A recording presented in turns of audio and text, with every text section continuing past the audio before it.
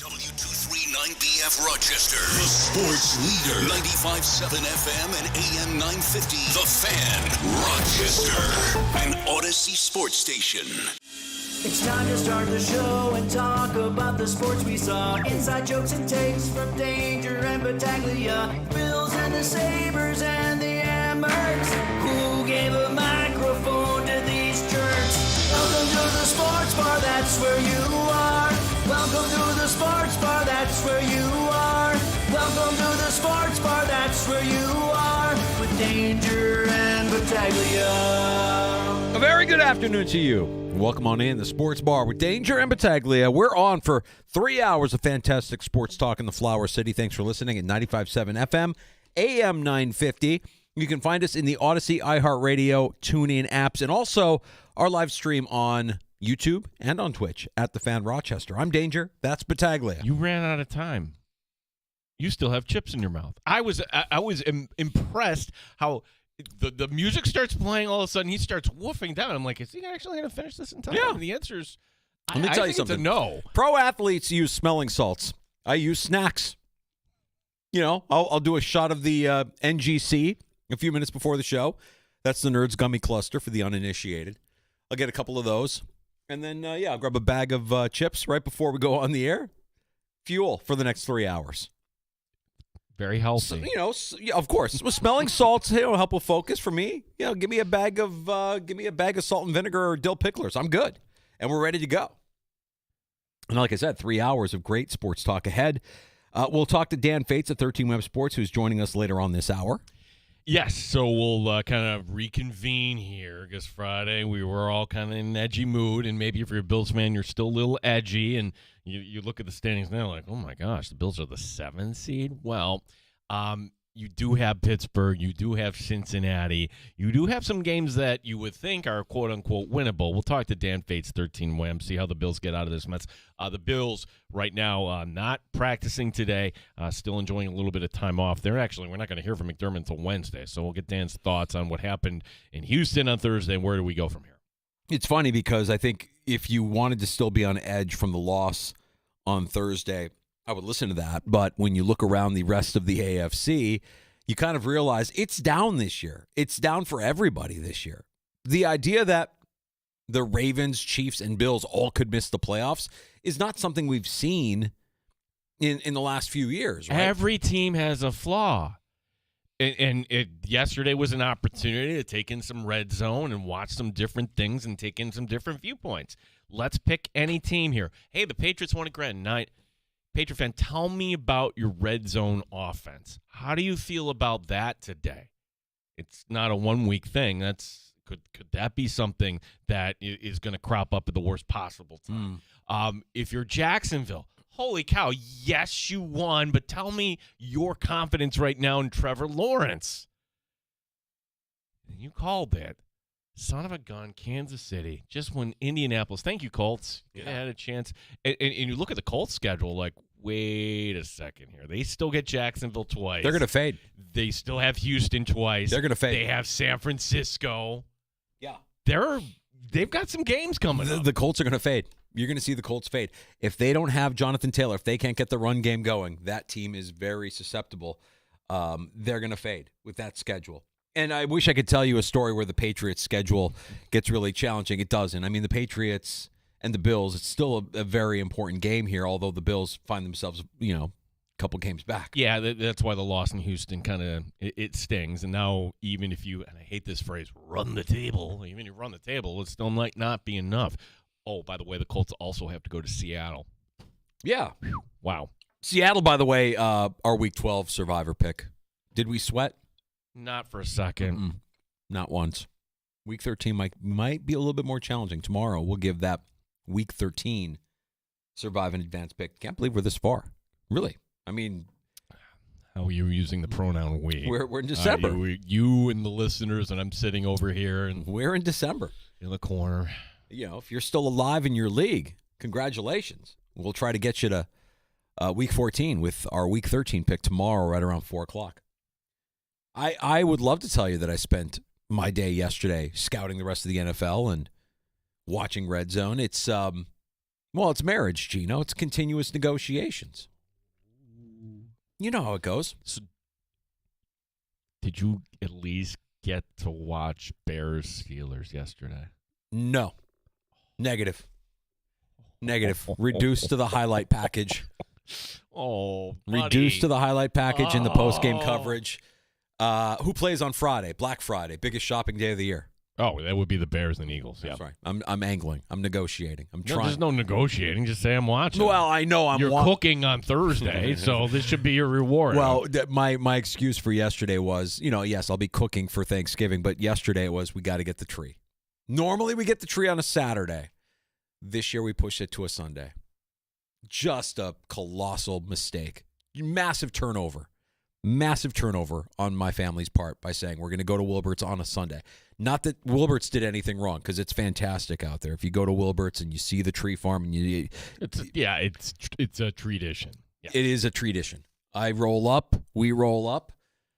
Sandy had the foresight to say, you know what, this year instead of using the twine to try to tie the tree to the top, let me get some ratchet straps and we'll make sure that it's more secure. I'm like, sweetheart, smart, go get them.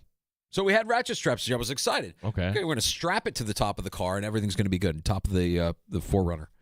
And I get the chainsaw, and we're out in the field. We're picking the tree. My wife, being deathly afraid of bugs and spiders, brings a bottle of bug killer, like household bug killer. When we find the tree, she sprays it. She douses the thing. My God. She might as well have just dipped it in a vat of ortho. And so, her theory is, then when they shake the tree to get all the dead branches out, all the dead bugs will fall out too. I'm like, yeah, okay, sure. I go to cut the tree down.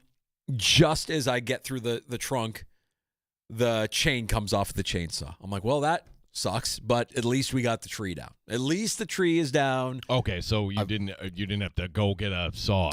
I've done the handsaw before. That's labor. I mean, I do a handsaw every year. Yeah, handsaw is labor. We wised up a few years ago, got the chainsaw, and I've loved it. But I knew going into yesterday, chainsaw is a little bit dull. I don't know how it's going to do, how it's going to perform. Did not perform. It did the job, but it's on IR. It's going to be on IR for a while until I can get to fixing that bad boy. Strap it to the top of the car. Everything is cool. We get home, and then it's just a comedy of errors at that point. And everybody's on edge because it's a Sunday night. My wife gets up early for the morning show on the Buzz. The alarm goes off 2:33, so she's usually in bed by 8:30. And everybody in the house knows this, myself included. So we're all kind of working towards getting everything up and decorated and done. And all the while, just great NFL action happening. And respectful of my wife, not a fan of sports at all. I'm like, Christmas music, Christmas movies, whatever you want. Dude, it's November 23rd. It's whatever she wants. Whatever she wants, she gets. But Friday is my day. 3:00. I don't know if it's good that the Bears beat the Steelers and the Eagles lost the way they did to the Cowboys. I'm a little bit nervous about this game. For all the talk of what the Bears are as an 8-3 team, watching Philadelphia lose the way that I'm like, oh, they're going to be pissed off. They're going to be pissed off on Friday. Well, as much as we talk about the Bills here and just kind of if you had to pick like one overarching thing, it's like, yeah, this just isn't quite right.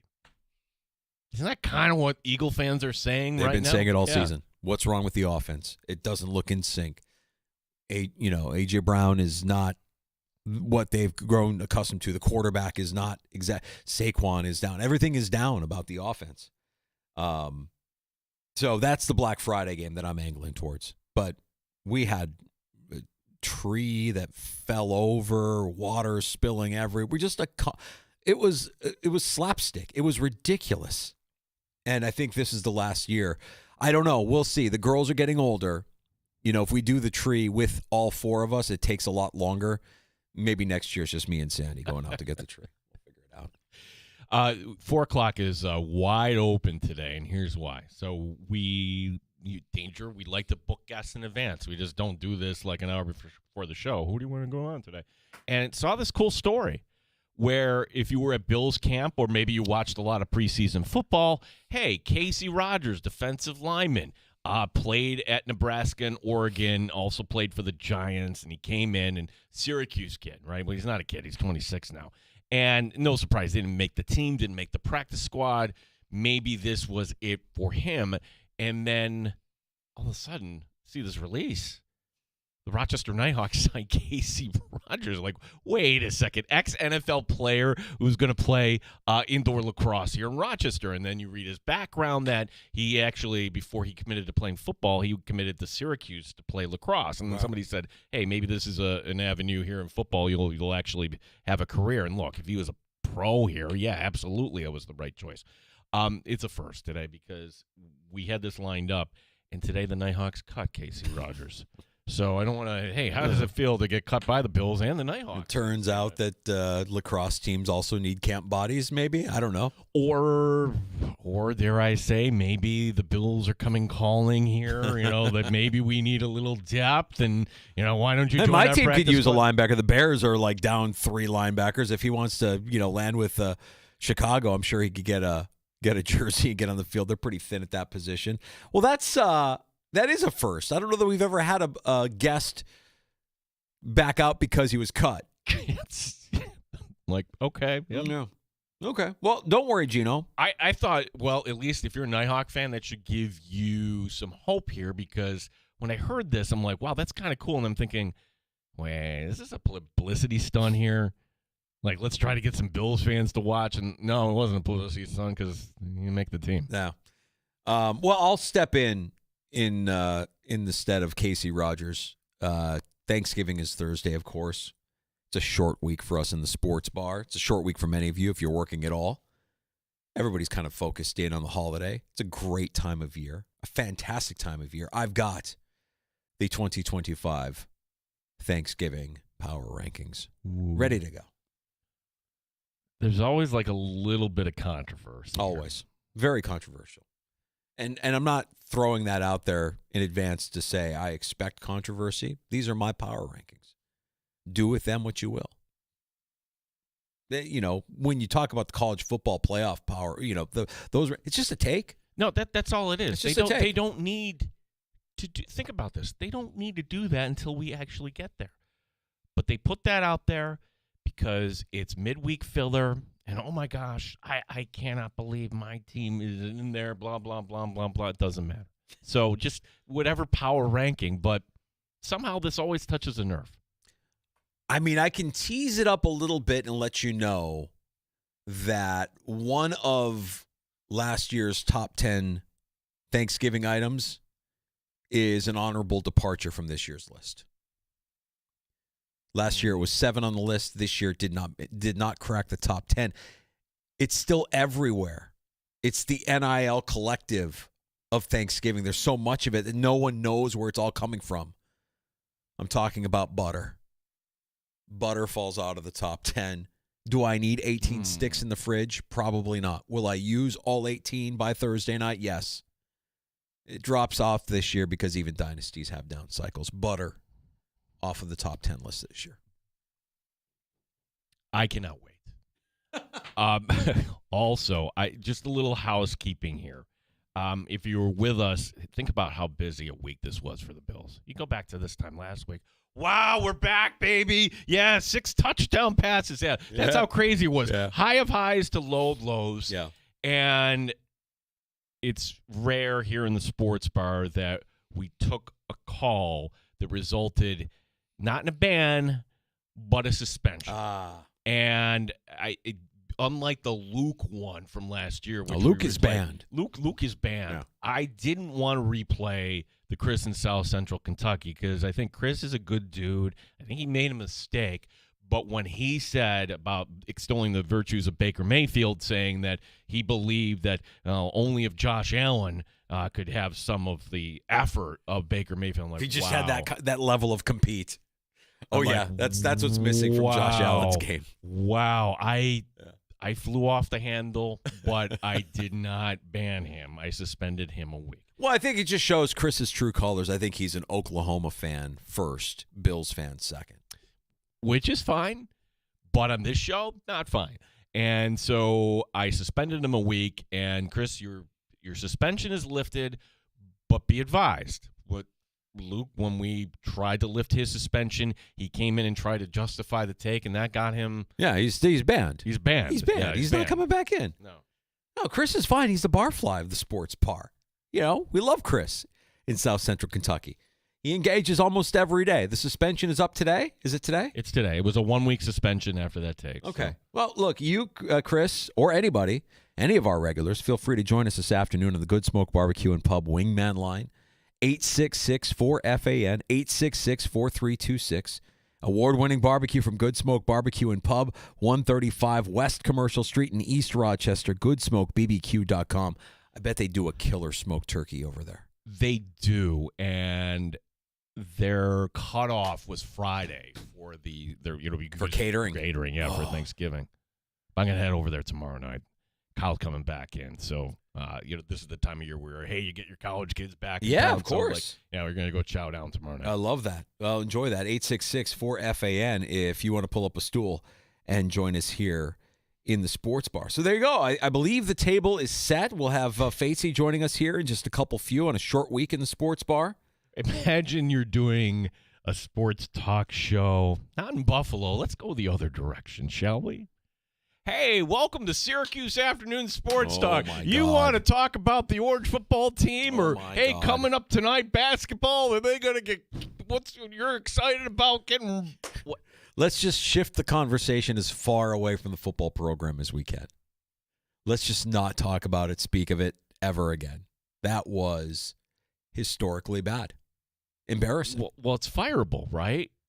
I think it's fireable. I mean, look, I don't know much. Admittedly, I don't follow Syracuse football as close as the NFL.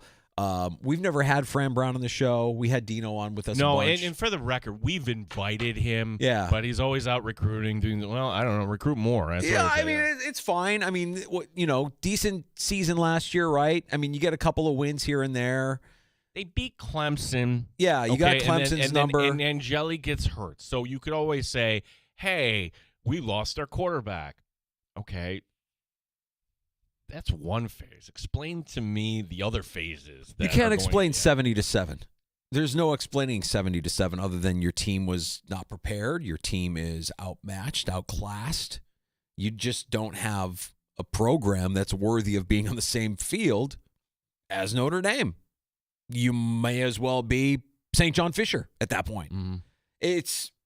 That's embarrassing. Is it fireable? I don't like we played a close game, a little closer than we want, so we're going to run sprints in front of the fans. I don't like that from earlier this year. That's alarming because this isn't college football in the 1980s. This isn't high school football. These are athletes who have choices. These are athletes who you are paying, and you can't treat them like teenagers. I'm sorry. It's a contract. So you want to just show I'm tough and, and remember his comments, I'm so angry right now. Okay, well, you actually won the game. I looked at Coach. My mind is wandering here, Danger, because there are big names out there. And James Franklin was a big name, and I think that's a good hire for Virginia Tech. Sure. I think that fits perfectly, and Virginia Tech is a program that if things are done right, there's no reason to think when was the last time they were relevant? At minimum, he Michael makes them. Vick. Yeah, or Beamer. Beamer, right. Yeah, Beamer, at minimum, he's a name and a face that you can now attach to Virginia Tech that you haven't had in some time. So I don't have a problem with that. What are you going to do in Syracuse? It just that's a joke. Let's talk about basketball. Can we talk about the lacrosse team? Let's do anything we can to not talk about the football program after they got drubbed 70-7. My God. Nobody knows the exact buyout because they're a private school. It's kind of estimated maybe 12 to 15, but if you're comparing that to the Brian Kelly buyout, all right, like if there's some heavy hitters and you're asking for NIL money, like it's so bad that 3 kids after that game decommitted. I'm not going there. Sorry, I've got options here. Oh, my God. Wow. Didn't know that, Gino. Yeah, that's a rough look for the Orange. I mean, who gives Notre Dame a better? Every team that they've played have given them a bigger fight, a better fight than what Syracuse did on Saturday. That's a 1AA. That's a subdivision Yes. loss. Oh, the kicker here too. Like the score at this point is 70-0, and there's another pick six. Oh my God, flag. So it could have been 77-7. I know you were concerned about my well-being on Friday night. You and others were concerned. So I did the RIT Penn State women's hockey games with Mike Rotolo, and came in Saturday, and he listens to the show. He's like, dude, how's Danger? I'm like, well, he's going to be okay because he actually called it in a weird way. You did call it. Rotolo is great. I love that guy. And, yeah, I said the Sabres looking as bad as they looked against the Flames earlier last week and losing, 6-2, I want to say. Terrible. And the Flames are, by record, the worst team in the NHL at the time. I'm like, the Sabres will clean up against the Blackhawks because the Blackhawks are playing better this year. They haven't arrived. I think they're just developing. They're still kind of learning how to win. And, man, that was one-sided on Friday night. How many goals did the Sabres score Friday night? 9 times. I mean, it's like, this is poetic. Did you stay for all 9? No. Okay. No. We cut out third period, maybe like 12 minutes left in the third period. I think it was like 7-3 at the time. I'm like, nah, we're done. Yeah. We're going to beat the traffic. We're going to get out of here. I didn't know that they would go on to score a couple more times. 9 times. Just embarrassing. Now, for the Sabres, then they get the big win yesterday against Carolina. And Carolina's legit, right? Carolina's always good. So a lot of people say, oh, if the Sabres can beat Carolina, then maybe they can beat it. I'm like, 4 or 5, good. Good, you've won 4 or 5.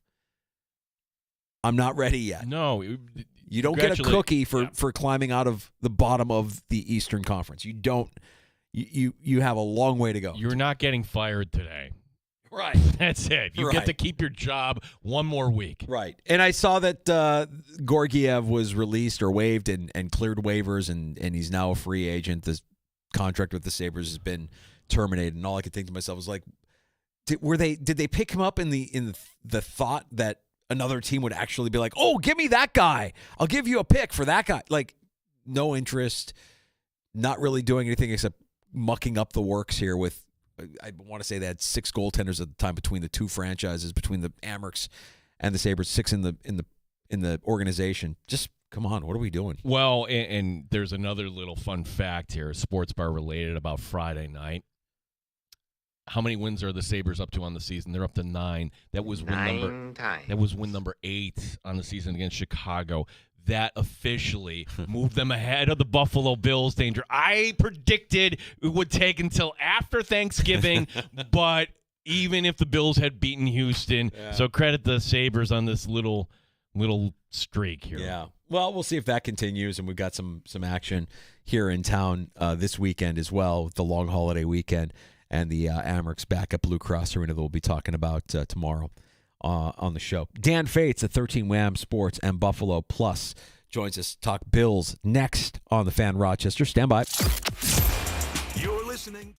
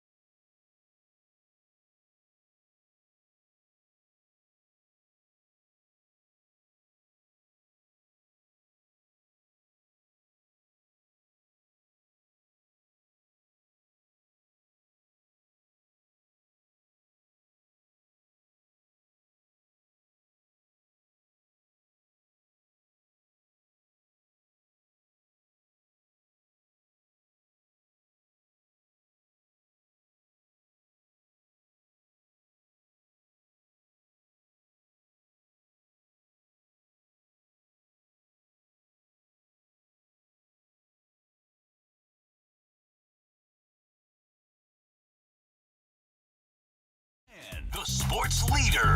The Fan Rochester. The Fan Rochester Sports Update. Bills players are off until Wednesday. A little bit of a break coming off the loss to Houston this past Thursday. Pittsburgh is the opponent this Sunday. Eric Wood on One Bills Live today knows that it's going up against TJ Watt is tough. You're likely going to give him a lot of attention, whether it's chips, making sure you're sliding in that direction to potentially have the guard help out as well. You're going to have a lot of attention on TJ Watt through that game, and they're not just going to throw Ryan Vandermark out there to the Wolves. There's going to be times where he's going to have to win one-on-one matchups against TJ Watt. You just don't want him to have to do it 30, 40 times. BetQL lists the Bills as a 3.5-point favorite in Pittsburgh this coming Sunday. We'll get the thoughts of Dan Fates, Buffalo Plus, and 13 Wham joining us next. Syracuse basketball undefeated on the season. They get a test tonight, 6 o'clock Eastern, as the Orange face number 3 Houston in a game in Las Vegas. Gene Battaglia, the sports leader, the Fan Rochester. Straight up with no chaser. You're in the sports bar with Danger and Battaglia on the sports leader, 95.7 FM and AM 950 The Fan, Rochester. All right, let's talk some Buffalo Bills and check in with Dan Fates, Buffalo Plus, 13 Wham Sports. Go with his time to join us on a short week. Dan, my Thanksgiving power rankings are coming up here in a little bit. We've been asking most of our guests that have come into the sports bar if they have a go-to, their favorite Thanksgiving item.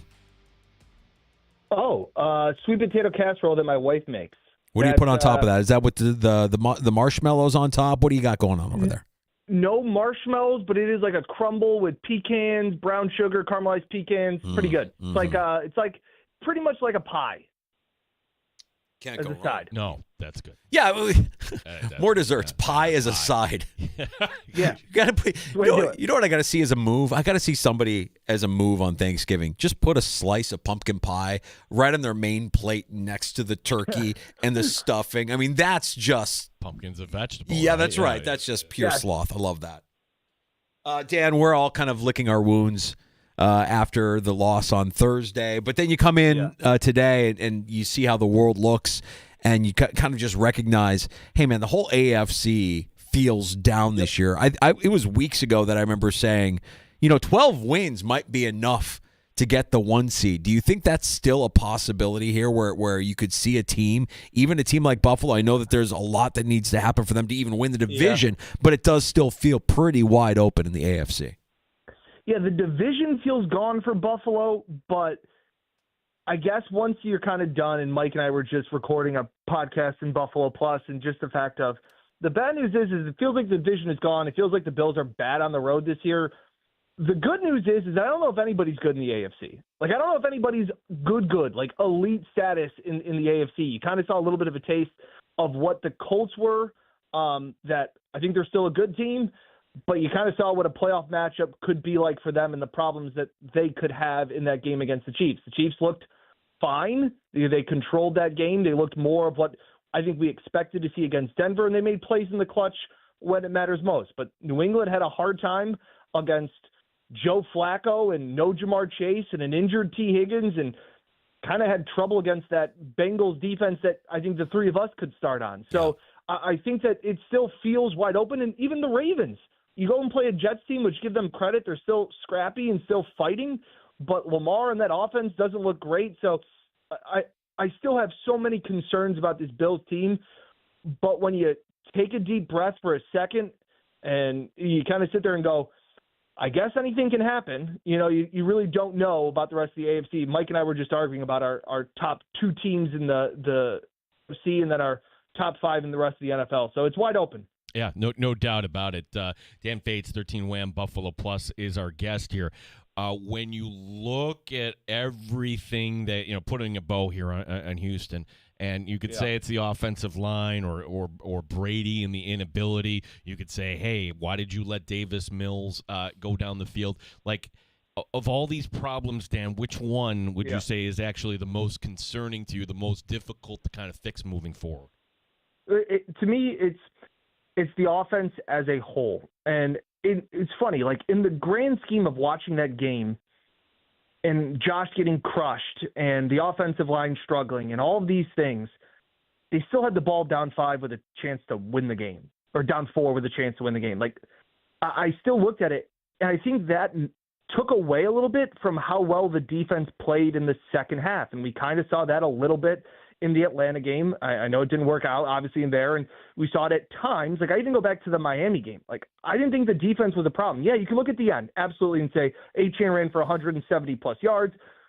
But it felt like they were holding on as long as they could, waiting for Josh and the offense to wake up. And that's what it felt like in the second half. Like, yes, it was really bad that you gave up 20 points to Davis Mills in the first half, but they allowed 61 yards in the second half and 3 points. That should be enough for Josh Allen and this offense to win, okay? And I even tweeted it out. Like, somebody said, well, they gave up 23 points, so that was already going to be a loss. Since when has allowing 23 points been too much for Josh Allen and this Bills offense to overcome? Like, that's kind of what they were always built to be. A defense that's bend but don't break and give Josh enough time to score 30 points. That's what they've done. So I look at the frustrating part, like, I even give a little bit of the offensive line a pass because I don't think all of those sacks were totally on them. Spencer Brown's playing with one arm trying to block a bunch of all-pros, and I expected the Texans' defensive line to get after them. It was frustrating because I don't think they had any answers for what you were going to see from the Texans. You didn't have any wrinkle to confuse them. The one thing about the Texans, they're elite at pretty much every level, but they don't disguise anything. Like, they're not going to trick you. They rushed 4 and dropped the rest, and they didn't have any answer for that. That, to me, was frustrating. They didn't chip. Just hearing Eric Wood, your guys' clip of the commercial break, you got to chip T.J. Watt. The Bills don't chip ends. They leave their tackles out in islands. And that, to me, was frustrating, and the lack of, Joe Brady not getting a play call in on time. Like, listen to when Mike asked that question to Josh after the game in Houston. And, Josh slams his helmet after the 4th and 1 stop and goes, what are we doing? And Josh was asked about that by Mike. It's a long pause, and he goes, we didn't get the play in on time. How is that happening? How are you in 4th and got to have it getting a play in late? Like, that to me is the most frustrating thing.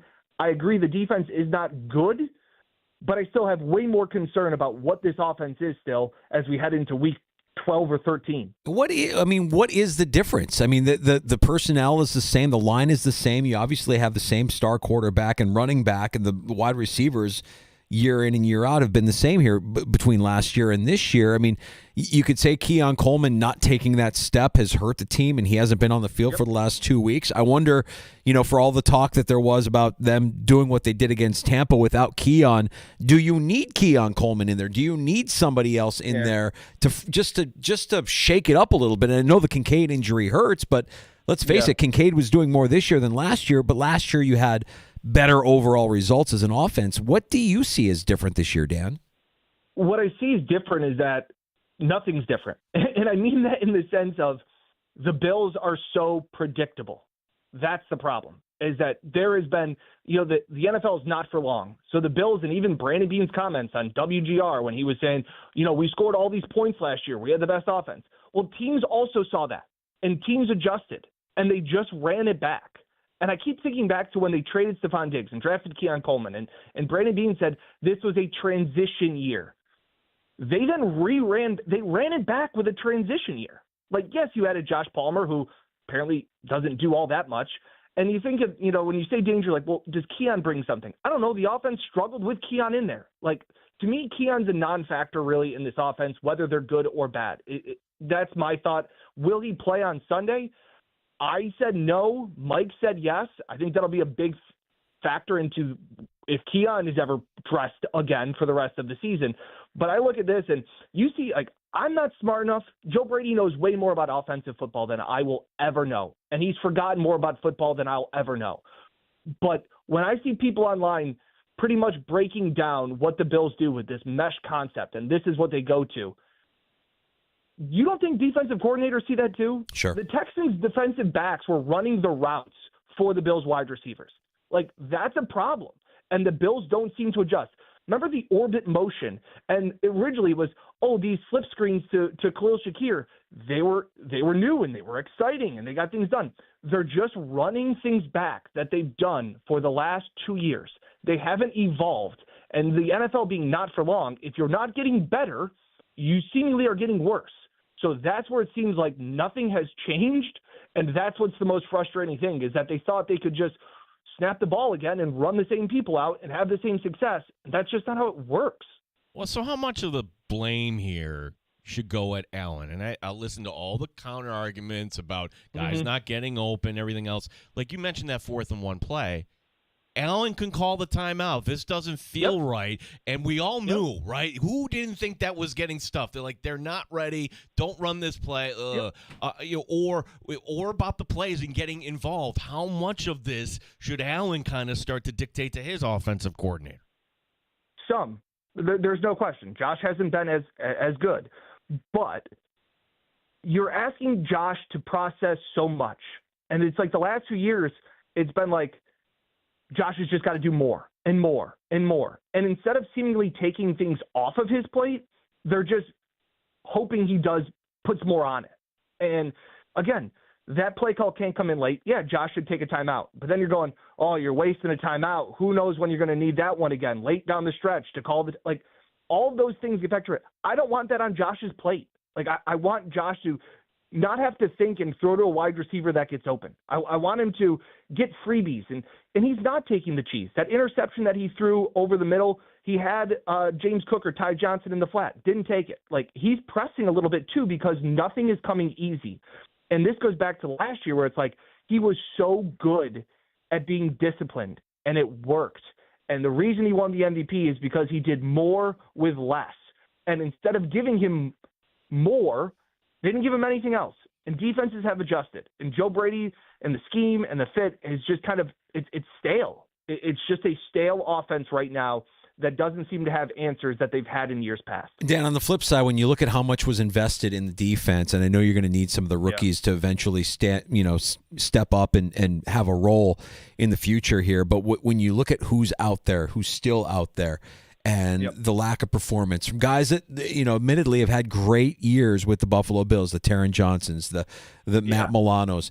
I don't know where the Terrell Bernard injury is at. Maybe you have a little bit of clarity on that, but it seems like they're going to be going to the Shaq Thompson well and the Dorian Williams well a little bit more with some of these injuries on the defensive side. But I mean, when short of what we've seen of Deion Walker, when are we going to see a little bit more out of this defense when you consider what they've invested in it? Because it's, the second half was fine. They were not the problem in the second half of that Houston game, but I don't like what I saw in the first half.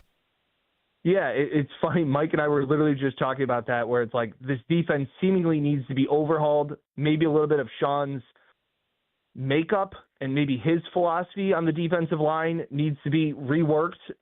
Because, and then I'm sitting there, it's like TJ Sanders did not look good in that game at all. And for as much as I want to be like, that's not good, like Cole Bishop has been the Bills' best player on defense, which is something I would have laughed at if you would have told me that before the season. Like, that would not have been the case. So some guys are playing better. Like, it's weird to say that, but you get zero pressure by Greg Rousseau and Joey Bosa against Davis Mills and a very, very bad Texans offensive line.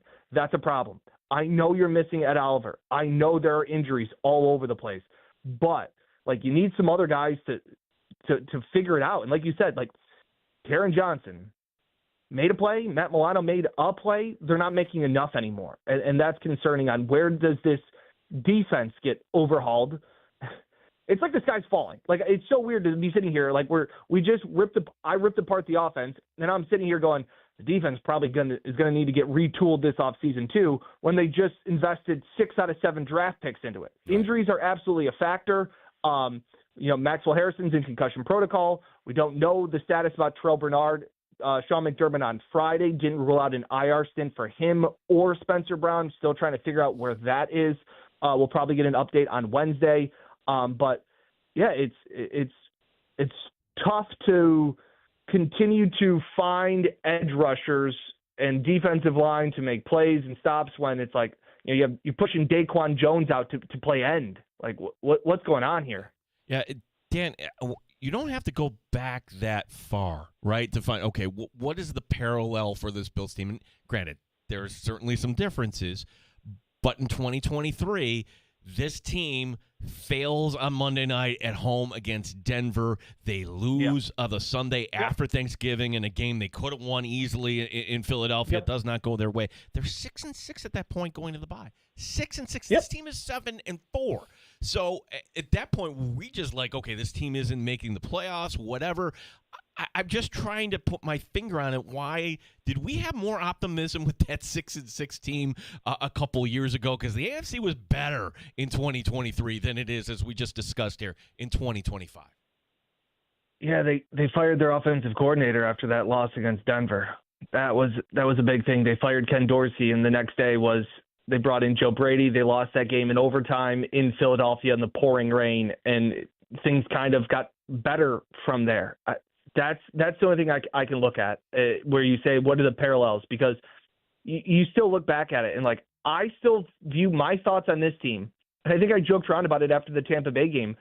Maybe it was even with you guys, where I'm going, I don't know how I'm supposed to really feel after they score 44 points, and you're like, this is pretty sweet, but I'm still seemed like kind of a slog offensively, and I got out of that game, and I went, I don't really know how to feel, and I figured it out before the Thursday game, and I go, I feel the same way about this team as I have for the last 4+ years, which is this team will go as far as Josh Allen's back will carry them.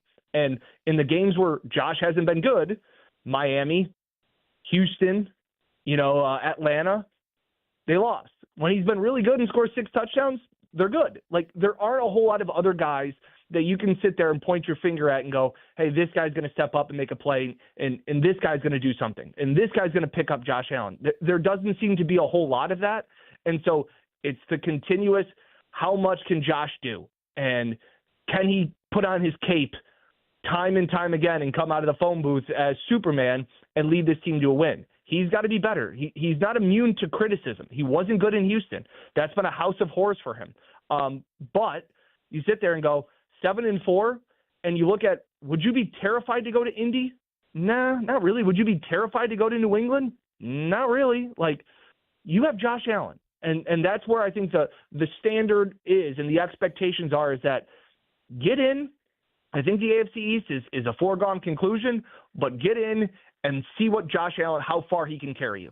So, Dan, as we continue kind of assess blame, and we go through and pick apart the individual positions and the roster that was constructed by Brandon Beane, how much blame are we putting on the GM and the head coach? Just saying that we're hearing the whispers get a lot louder this year than we have in the past. I don't know how you feel. I know Gene and I are both on the same page. Like, they're not firing Sean McDermott and Brandon Beane, during the season or before the season of a brand new stadium opening up. Terry Pagula hasn't fired Kevin Adams. He's not going to move off of these two guys who've been largely a success in the NFL. But what about it? I mean, is it a warranted conversation? Is it a conversation that we should be having?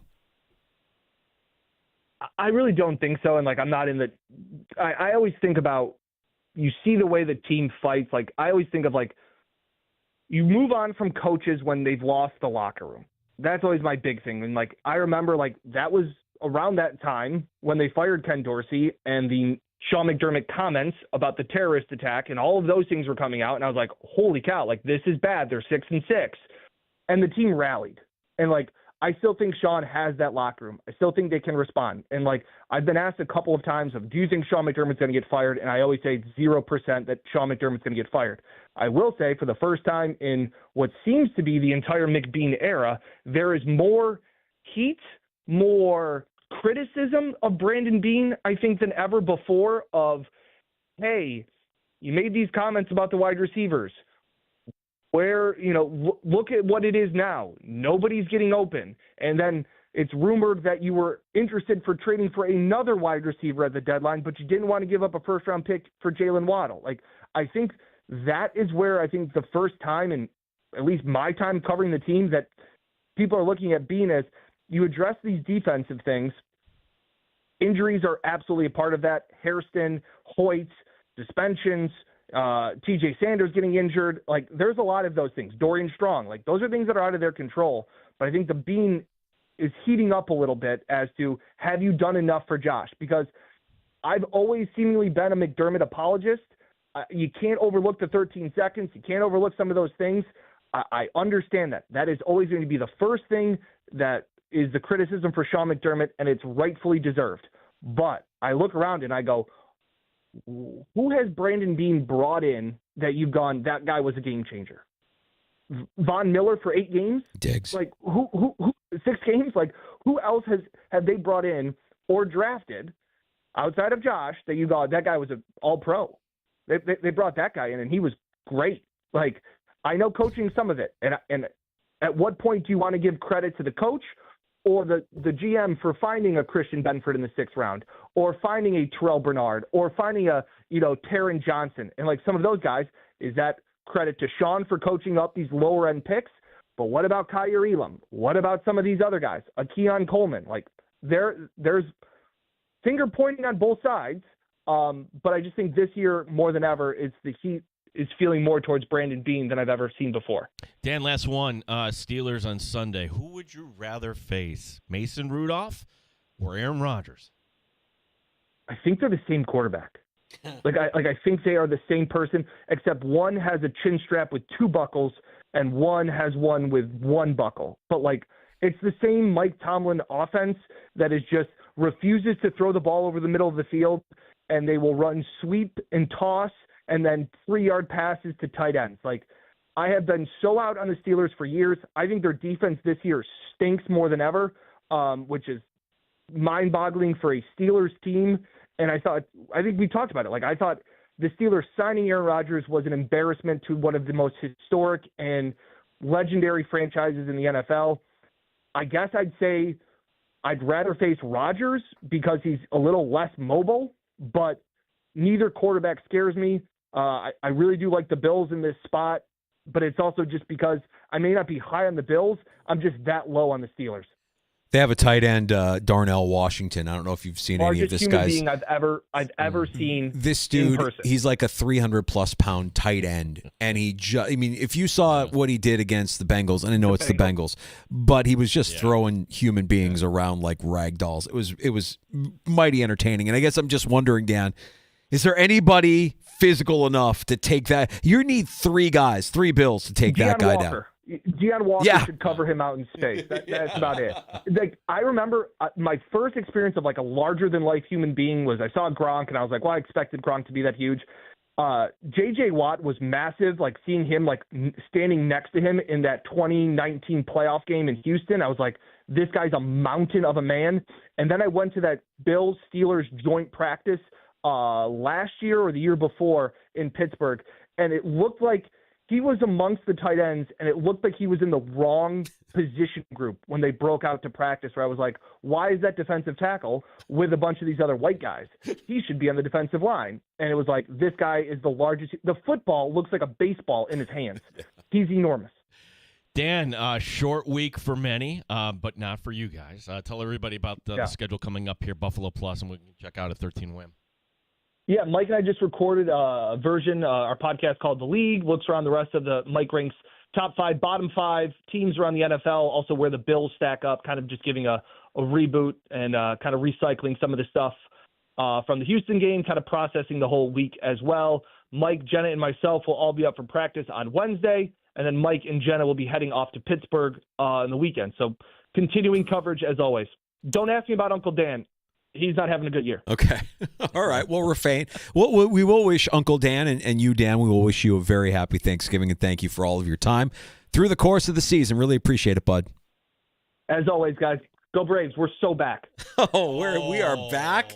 We are back. Little hot stove talk on the way out there. How you feeling, Gino Nimmo? I'm sad. Yeah. I like the guy, but I get it, though. We were talking about how the Bills' offense, okay, you brought in Palmer, but really you kind of ran it back. You didn't really fortify in the draft. Mets aren't running it back. They didn't get to where they were. So you're taking a guy that's part of this team that the fans love. And, all right, their defense is really not that good. You're bringing in Simeon, a Gold Glover. Yeah. Okay, so I get it from that standpoint. Okay. I don't like it. But threw a little Go Braves scud at you there on the way out. Like that. Dan Fates from 13-Wham. It's a new me. I didn't hang up on it. It's the holiday season. You shouldn't hang up on anybody. You should have a warm heart especially for guests that come into the sports bar. Give us their time. We got a lot to get to here next hour. We've got plenty of news from around the NFL that we haven't unearthed yet, that we haven't shared yet. Lots going on around the league, and some firings, some promotions, some injuries, all kinds of stuff to get you updated on. But next, it's time for the 2025 Thanksgiving Power Rankings. Power Rankings. Pew. What are we going with? Are we going stuffing one? Are we going... It's never turkey one. I can tell you that I mentioned earlier that butter fell off the list. They're an honorable departure from this year's Power Rankings.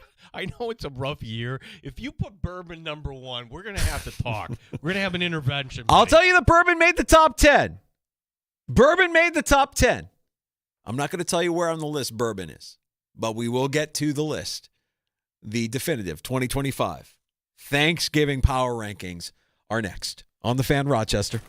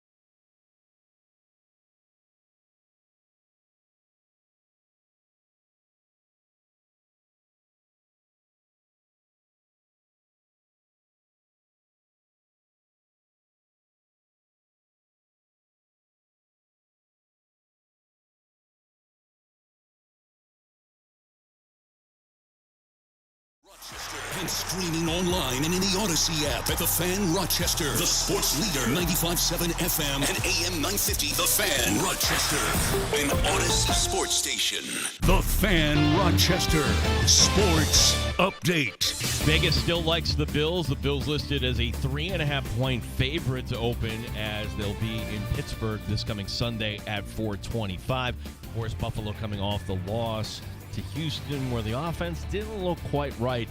Eric Wood today on One Bills Live on what should change. Can we get to the line of scrimmage earlier? Are there different answers in the pass game that doesn't put as much pressure on Josh on the offensive line? Maybe some quicker first down throws, the option routes, quick slants, finding some answers there. And then ultimately, anytime you can establish the run on the road, that's always going to help, and it helps take the crowd out of it. It is a holiday week coming up, which means we have holiday basketball tonight in Las Vegas. Syracuse playing the number 3 team in the nation, Houston. The Amerks back on the ice at home Wednesday against Cleveland. Gene Battaglia, the sports leader, 95.7 FM and AM 950, The Fan Rochester. It's time to start the show and talk about the sports we saw. Inside jokes and takes from Danger and Battaglia. Bills and the Sabres and the Amerks. Who gave a microphone to these jerks? Welcome to the sports bar, that's where you are. Welcome to the sports bar, that's where you are. Welcome to the sports bar, that's where you are. With Danger and Battaglia. We are back. We are so back. We welcome you back into the sports bar. It is Danger and Battaglia at 95.7 FM, AM 950, the Odyssey, iHeartRadio, and TuneIn apps. If you're mobile, if you're watching the stream, we're up and live on our YouTube channel and on Twitch at The Fan Rochester. Lots of NFL action to get to from yesterday. Some injuries, some firings, some promotions. We'll get to all of that here in just a few minutes. Can I give you a quick take? I thought the Browns should stick with the white helmets. Look good, play good. Shador's getting the start in Cleveland. Why not? They're playing the 49ers. I like it. I'm with you on that. For a team that has never really had a logo, right? Like their logo is the bulldog or whatever. I mean, like, you don't need a logo when your helmet looks as sharp as that. I mean, that just feels clean, the white helmet. Yeah, the white helmet, and then you want to go with, a colored version of pants. Yesterday was orange. I'm like, okay, that actually looks presentable. If you're a Browns fan and you won, stick with that. I know that's not the way it works. But. Yeah, then they probably, if you were to say that to ownership, they'd be like, oh, this tradition is steeped in tradition and blah, blah, blah, blah, blah. Like, yeah, things can get better. We can evolve. Things can change. Making money too. Yeah, right. It's time, Gino. It is. It is a short holiday week in the sports bar. Tomorrow will be our farewell before we break for the holiday for Thanksgiving. And what does the world look like a week from today? We really don't know. I know I won't be here a week from today. So we don't have a lot of time to get to the 2025 Thanksgiving power rankings. But I've got them for you. This is usually controversial. It's not my intention to make these controversial. It's just a take. It's my take on Thanksgiving. It's my power ranking.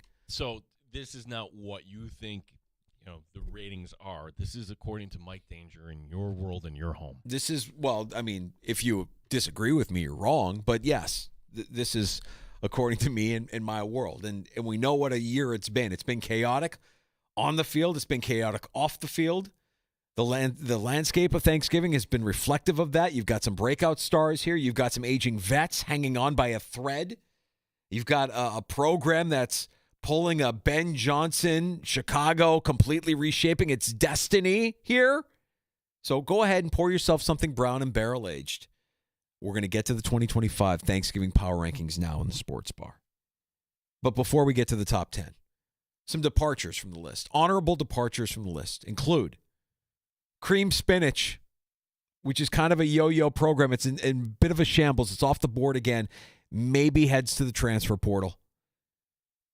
Pumpkin Pie's self-respect is still searching. They're looking for self-respect. But I would welcome Pumpkin Pie back into the top 10 if I could see somebody pull the move that we just said to Fates. I want to see Pumpkin Pie on somebody's main plate with a giant dollop of whipped cream right next to the turkey, right next to the mashed potatoes and gravy. Throw a pumpkin pie on the plate. I want to see that move one of these holidays. I'm going to depart Mariah Carey, frozen until further notice, literally and spiritually. She's not a part of this list this week. Wait. Was she last year? Mariah Carey's just omnipresent this time of year, and I'm over it.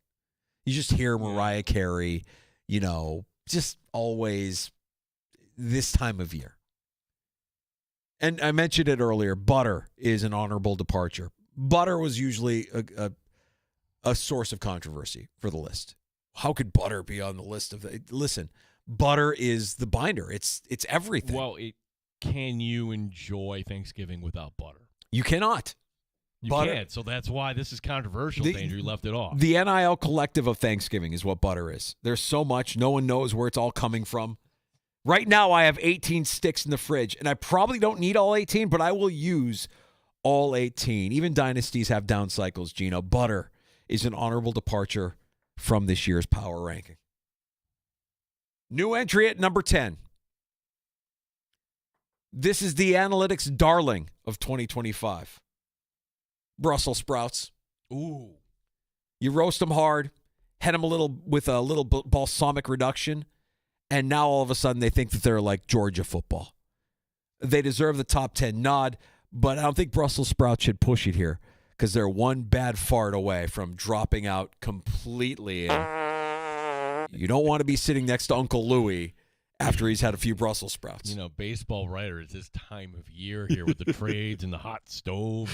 Yeah. Yeah, no, you don't want any Brussels sprouts. Keep Brussels sprouts away from baseball writer. This is one where you have to know who's coming over, right? Yeah. Yeah, that you're not feeding him cabbage or, Brussels sprouts for that matter. Coming in at number 9. 9 times. Steady from last year. Cranberries. Find me another program with this level of self-awareness. They're elite glue for leftover sandwiches. They're still unfairly maligned by the anti-fruit in the savory lobby. Made a slight jump in freshness this year, all thanks to a little orange zest, a little cinnamon combo. Much respect to the Cranberries at number 9. It is the one time a year, though, you're getting cranberry. Like, we get to January. Like, you're not thinking, hey, let me make something and then cranberry is a side. It just Cranberries appears right now. That's it. For leftover sandwiches is, the first person that did that, I'd like to shake their hand. It's just innovative. It's just out-of-the-box thinking. You had a turkey sandwich, leftover turkey sandwich. You don't need to put mayo on it. You don't need to dress it up with avocado. Slather on some cranberry sauce onto that bread before you make your sandwich. That's different because then the cranberry, the gelatin, which you're taking out of the can. Not doing that. Slide Not doing that. You have the ridge in there. Not talking about that. No. No, that's not what I'm talking about. I'm talking about you take the cranberries and you make the cranberries. You do a little orange zest. You do a little cinnamon. You do it the right way. Let's face it. Nothing out of the can. Get out of here with that. Down 3 spots from 2024, coming in at number 8. Mac and cheese. Not because it's worse, but because the rest of the field is just kind of leveled up. They're still a bully in the trenches, especially when you mix in some bacon and breadcrumbs. They show up like free agent ring chasers. Floor remains high. Ceiling remains cholesterol. Mac and cheese, number 8.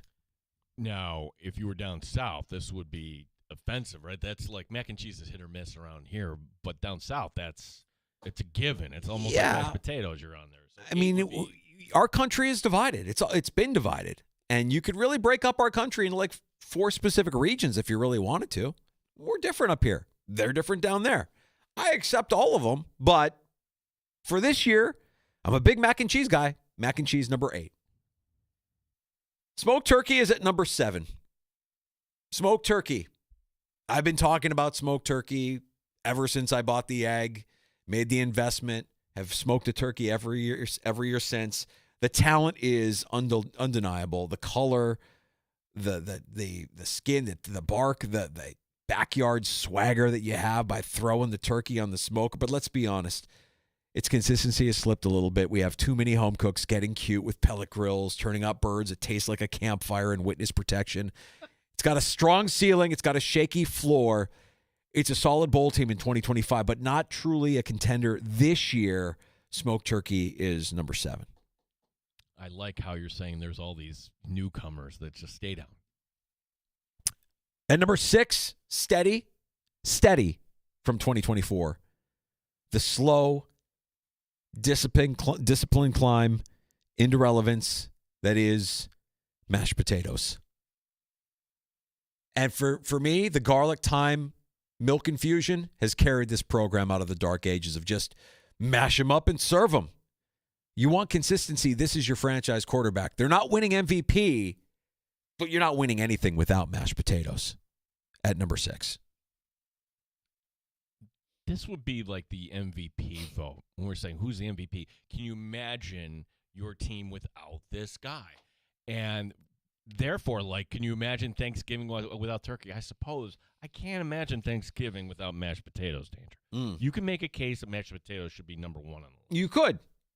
And maybe if I'm a little bit more carb fancy next year, maybe we'll consider that. But this year, number 6. At number 5, and Gino, you referenced this before we went to break, it's bourbon. Down from 2 last year. Last year was a little bit rougher. 2024. That's where you at. Yeah.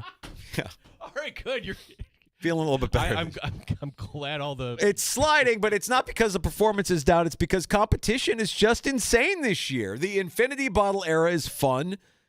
Concerns are starting to grow. We have a lot of fans pre-gaming a little bit too hard, a little bit too early. It's an elite program when used responsibly, which is to say almost never. I'm a little bit nervous about bourbon. They're sliding to number 5 in this year's 2025 Thanksgiving Power Rankings. Okay, that's good. That's good. I didn't realize you had it all the way up to number 2. If you had it at number 2, we would be talking. Mm-hmm. Number 4 is gravy, exactly where it should be. It's rock solid, quietly powerful. It's the coworker who doesn't speak much, but they save the entire project right before 5 o'clock, but still hasn't solved. Gravy hasn't solved the leftover performance issues. Gravy needs to figure out why it turns into cold turkey jello a day after being served on Thanksgiving. In gravy, if you had to say this like the NFL draft, is it better to use free agency or the draft? It's better to draft. It's better to develop it. You don't get your jar of gravy. No, never. No. Making turkey stock tonight, Gino. You want to peek behind the curtain? Monday Night Football is on. I'll be scheduling some music on my computer, and I will be making a turkey stock for my gravy on Thanksgiving. The preparing starts tonight. Gravy at number 4. We have a new number 1 on this list because last year's number 1, cornbread stuffing, has fallen to 3. A little bit of a hit, still elite. Don't mishear what I'm saying here. But the scouting report is out. Moist moist is a word that everybody loves. You either love it or you hate it. I love saying it. When cornbread stuffing is moist, unstoppable. When it's dry, it's like running 3 yards in a cloud of dust all game or not getting your 4th down play in before you hand it off to James Cook up the middle. High variance. It knocked it from the top spot. Cornbread stuffing at number 3. All right. Now I'm confused. Like, what am I missing? Like, what haven't you mentioned that could be in the top 2 other than booze here? We have a meteoric rise at number 2. Meteoric. Like the hype that Deion Sanders got at Colorado, this kind of hype minus the sunglasses indoors. Because at number 2 is Sage. You heard me. It's everywhere, Gene. It's everywhere. It's under the turkey skin. It's in the butter. It's in the stuffing. It's in my dreams. 2025 is Sage's peak form. And don't be surprised if next year it flames out after overexposure. But right now, it is a weapon. Sage at number 2. It's like the Ernie Clement of Thanksgiving. You can put it in. Hell you can yes. put it third. You can put it That's right. second. That's right. And it's always going to deliver for you. Number 1, up 2 spots from number 3. This is the redemption of the classic, the roasted turkey. Not the smoked, the roasted. The big one back on top. After years of gimmicks, the traditional roast has reclaimed its throne by just sticking to fundamentals, doing the dry brine, hitting it with the sage butter, big high heat finish for the crisp, little rest time, just like a veteran quarterback reading the defense. It's juicy again. The skin is crispy. The program is modernized without losing its identity. It's a well-executed roast turkey that is the Brock Purdy of Thanksgiving. It's efficient, it's reliable, it's sneaky dominant, and it's infuriating for people who want turkey to fail. Ladies and gentlemen, number 1 on the list, roasted turkey, the redemption, back on top, the 2025 Thanksgiving Power Rankings. Ooh, if I can lead the reaction here, and some of it's coming in, you can reach us at The Fan Rochester. You can call us at 866-4FAN, 866-4326. In anticipation of this, Danger, I did a little research. Okay. In your top 10, and this should be a layup, right? Which of those top 10, 87% of the country wouldn't touch? Oh, that's got to be Brussels sprouts. The answer is bourbon. Oh. The answer is bourbon, Danger. So we need to kind of dive into this. When you are making the Thanksgiving meal, you need to have the perfect white wine, whether that's a Chardonnay or a Gewurz or something like that. You're going to the bourbon, I believe, because you're working your tail off. You just mentioned it tonight, and then tomorrow, and then Wednesday. There is so much prep by the time you get this done. You're reaching for the bourbon. When are you drinking the bourbon? Is it throughout the day, or is it during the meal? After, right. So, yeah. No, you need something during the meal. That's what I'm saying. I mean, during the meal,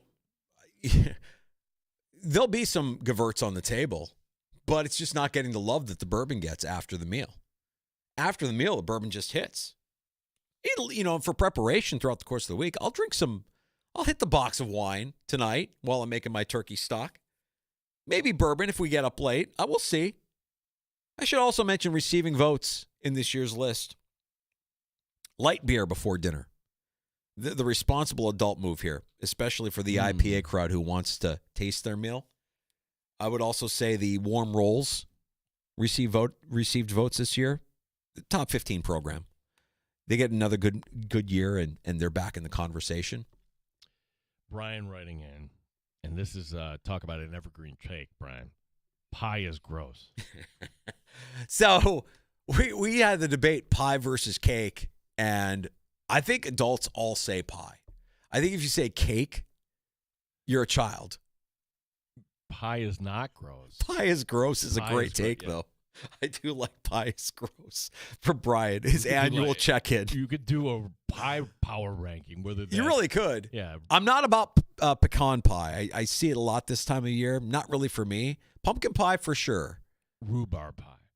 Whew, years since I've had a rhubarb pie. Yeah, rhubarb pie. Great pie. Can I get a verdict on cannoli pie? Because I've had that.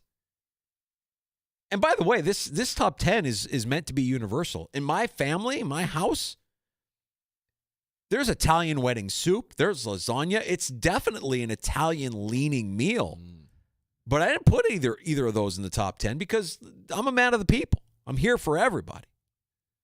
I'm not trying to jam my Italian culture. So the Italian wedding soup, is that prior to the main meal? Everybody sits down because that's how, isn't that what it's supposed to be? That's your appetizer. Notice I don't mention salad either. There is no salad being served. Well, you have to have salad. No salad. What? Nobody touches it. Boy, it's a trap. Salad is an absolute trap. It's a trap. You're going to put salad on it? Nobody's eating that. Nobody's touching that. We start with the Italian wedding soup. Okay? First course, Italian wedding soup. And it's not heavy, but there's meatballs in there. There's a little bit of heft to it. And if you want salad, I'll throw some escarole in there as well. So we'll mix in some escarole in the Italian wedding soup. That's up first. Then we move to the 1,000-layer lasagna. And that has some weight. That has some heft to it. It's thick. It's dense. It's 3 pounds of mozzarella cheese. It's a lot. And then we get to the main event, and everything gets thrown on the table. But we start with the traditional Italian wedding soup and lasagna. And lucky for you, you're not distracted on Thanksgiving Day by your Bears playing at 1 o'clock in Detroit. Last year was brutal. Brutal. The game that got Matt Eberflus fired. I mean, you can't have what I have today without that happening. I mean, that's just a lesson in life, right? When you think it's the darkest day, there's a light at the end of the tunnel. Things can only get better. They have. That was unbelievably terrible. I got everything going on, and then I have that on top of it. I was completely off my game.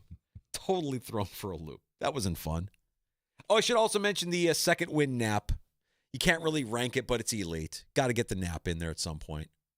We'll probably all be napping. Me and the brothers-in-law will all be napping with bourbon in our hand. Try not to spill on the furniture.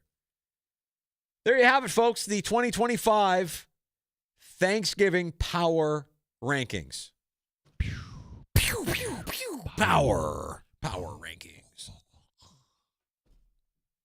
A lot to get to. Did you see Kyrie Elam was released? I didn't see that. Yeah. Wow. I know. Okay. People are reaching out like Ron did. Like, hey, can you bring him back? No. Why? No, that's the one guy who isn't coming back. Yeah. Let's get to other news and notes here from around the NFL. We'll do that next. There's a lot happening as we get ready for Week 13. And tomorrow at this time, we'll have our Week 13 Survive and Advance pick as well for you. As we're an abbreviated week, as many of you are this week with the holiday coming up on Thursday. We'll get to it all here next on The Fan. Brighter than you.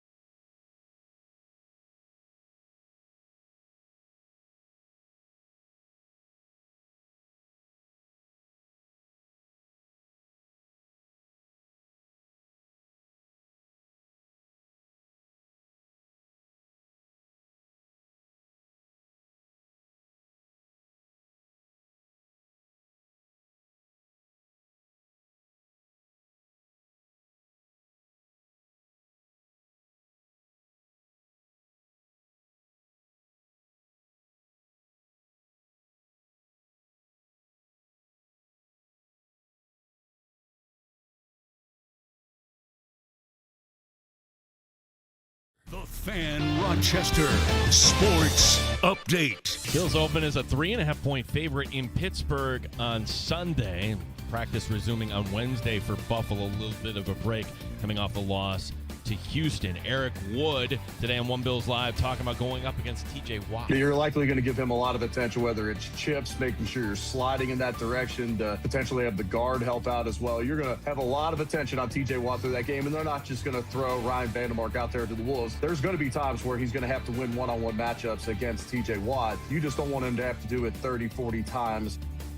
Thanksgiving week means holiday tournaments in college basketball. That's what we have in Vegas tonight. Syracuse with the tall task, taking on number 3 Houston. That's a 6 o'clock tip. The Amerks back on home ice coming up Wednesday against Cleveland. Gene Battaglia, the sports leader, 95.7 FM and AM 950, The Fan, Rochester.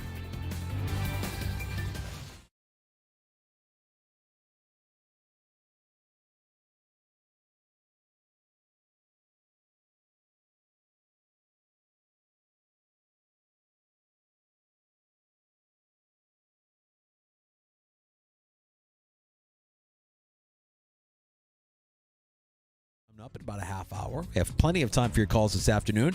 If you'd like to pull up a stool at 866-4FAN, 866-4326. About that Houston-Syracuse game coming up tonight, this would be a fun prop bet, right? The football team lost by 63 against this Houston basketball defense. Do the Orange get to 63 points tonight? I joked off air, 77 final score tonight, Houston against Syracuse. That's embarrassing. Well, we should pivot as quickly as possible to basketball season if you're the Orange. If you're an Orange fan, let's just forget about this season. Not talking about, if you hear the commercial from Matt Parker, they're not talking about, hey, come on out for Boston College. Yeah. It's coming Saturday at the Dome. Nope. Get us out of here. Get us to basketball season. Can we talk lacrosse? When can we talk lacrosse? 70. And it could have been 77. Ugh. Embarrassing. Absolutely embarrassing. Around the NFL, plenty to get to. You mentioned before the break that Kyrie Elam has been released by the Cowboys. Yeah, so remember, the Bills got a 7th-round pick. It was a flyer for Dallas, and they really needed some corner help. But to me, this isn't working. It was actually that game against the Giants where Russell Wilson was picking on him. The Cowboys would win that game. It also comes on the heels of the Cowboys at 500. You buying it?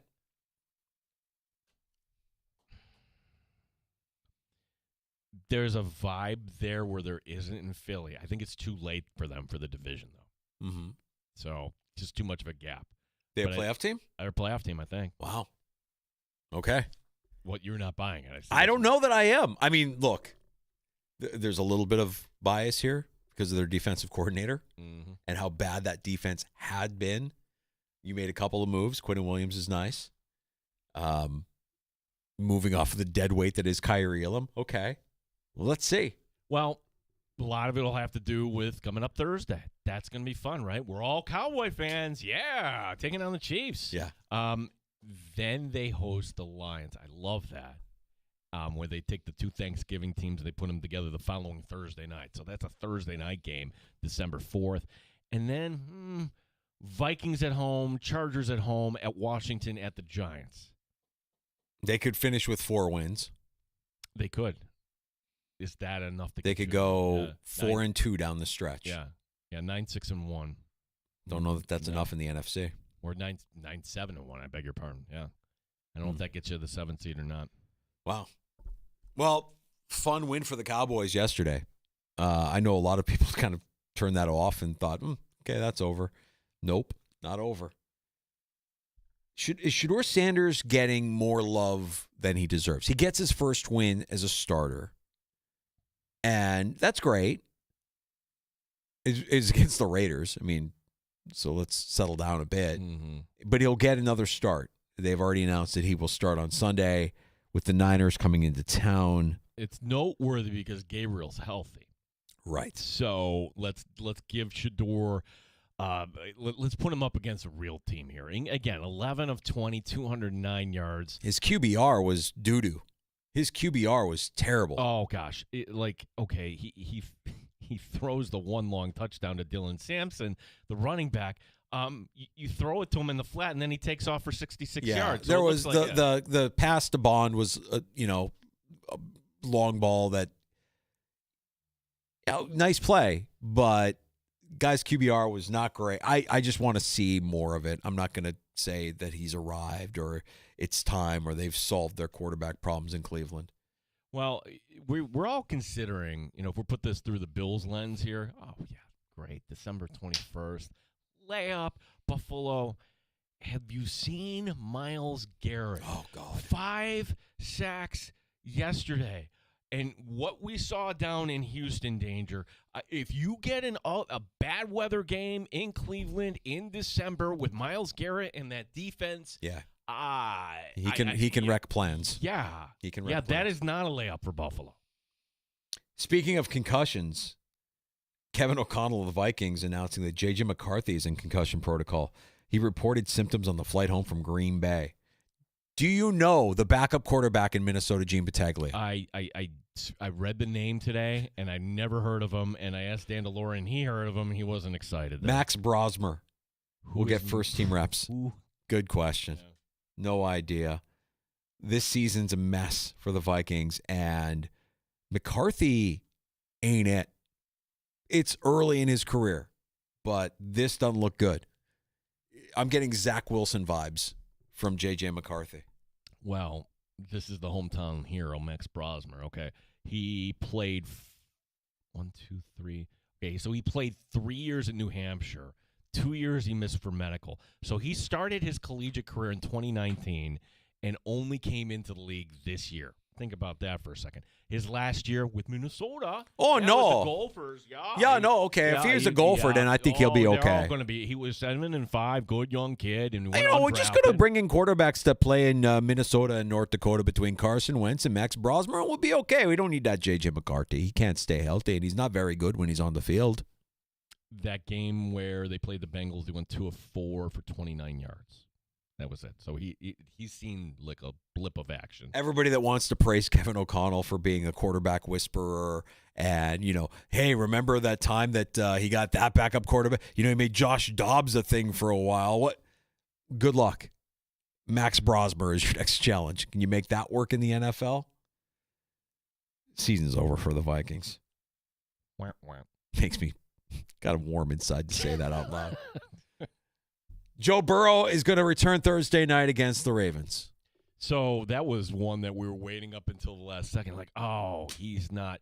And if you watch the Bengals, they actually jumped out to a 2-score lead until Flacco throws. If I can nominate the worst pick six of all time. All right, worst pick six of this year. Flacco throws it to nobody in the flat, and it's easily run back by Jones. It makes it interesting, right? Now you're watching all of a sudden on Thursday night. Yeah, it is interesting. I mean, they could play spoiler. They could halt the Ravens' streak.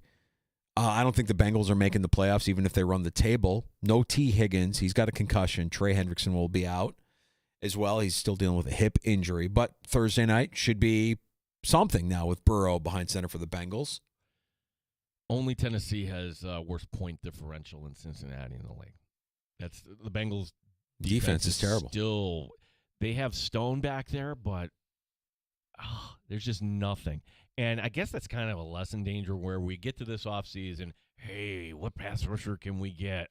I don't know, all kind of works in tandem because I don't think Trey Hendrickson all of a sudden got bad. He just, when you have only one guy, you can't really. I mean, my dream for the Bills as far as acquiring a pass rusher is identifying a guy in the draft who you think can be that player.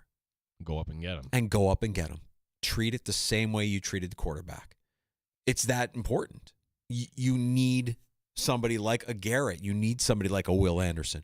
And I know you're never going to be picking top 10, so you have to go get your guy.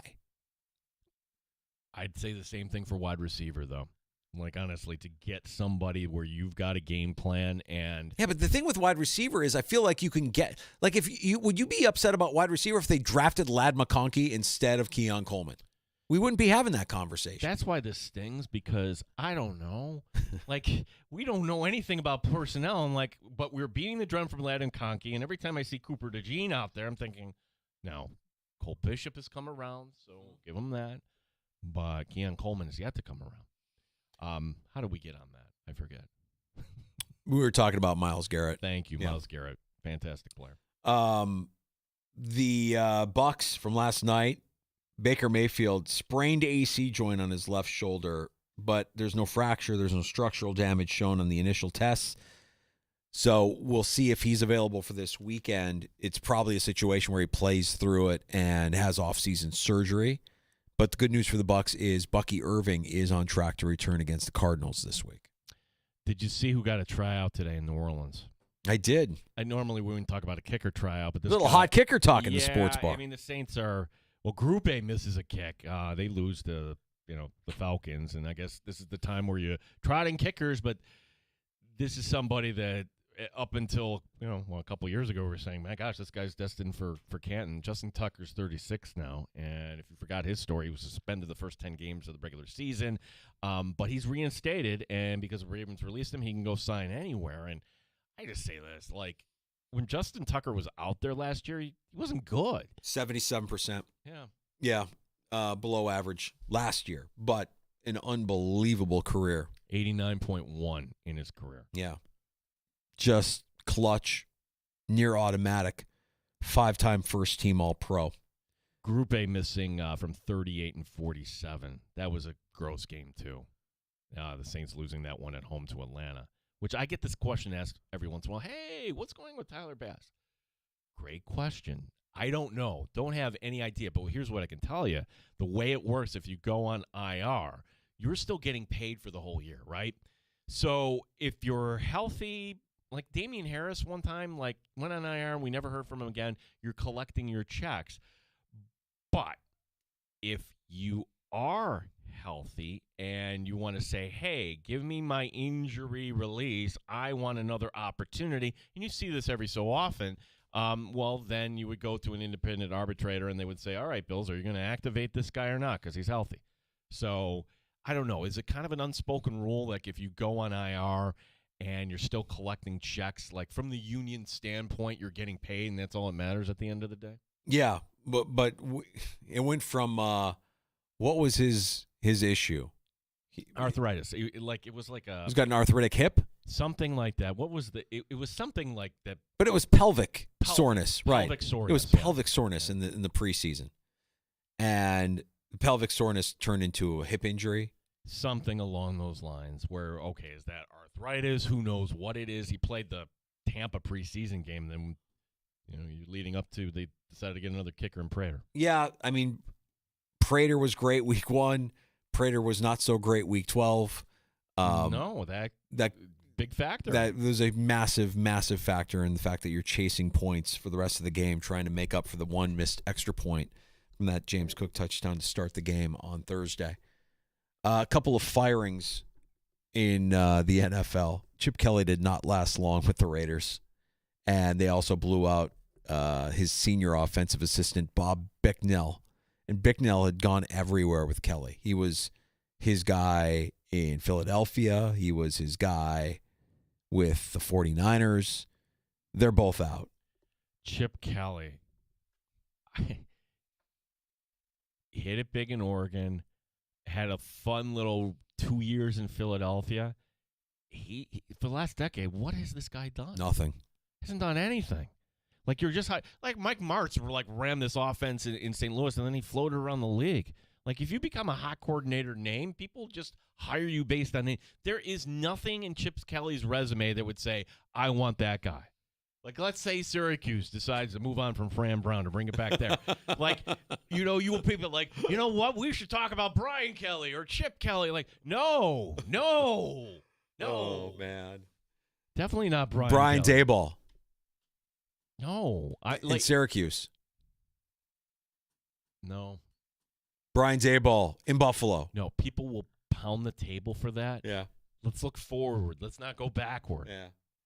Well, I mean, it's happened. The Patriots did it during their dynasty multiple times, right? Right, like Josh McDaniels. Look at him enjoying his time in New England now, winning games against the Bengals and other things like that. This isn't a surprise either. After they blew their 5th double-digit lead this season, the Giants have fired the defensive coordinator, Shane Bowen.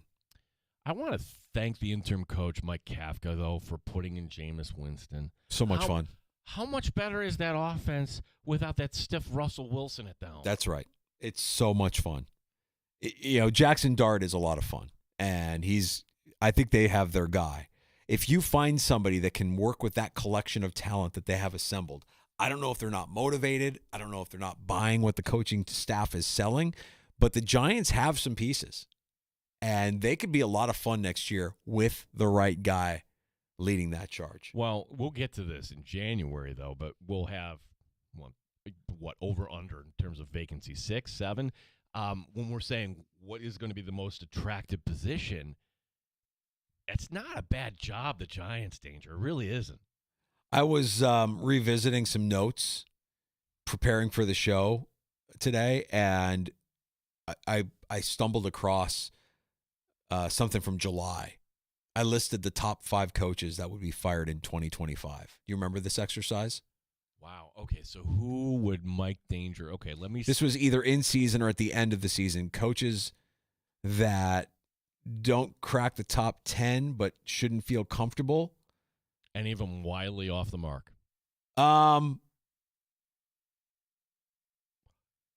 Not well. Okay, let me guess here. All right, go ahead.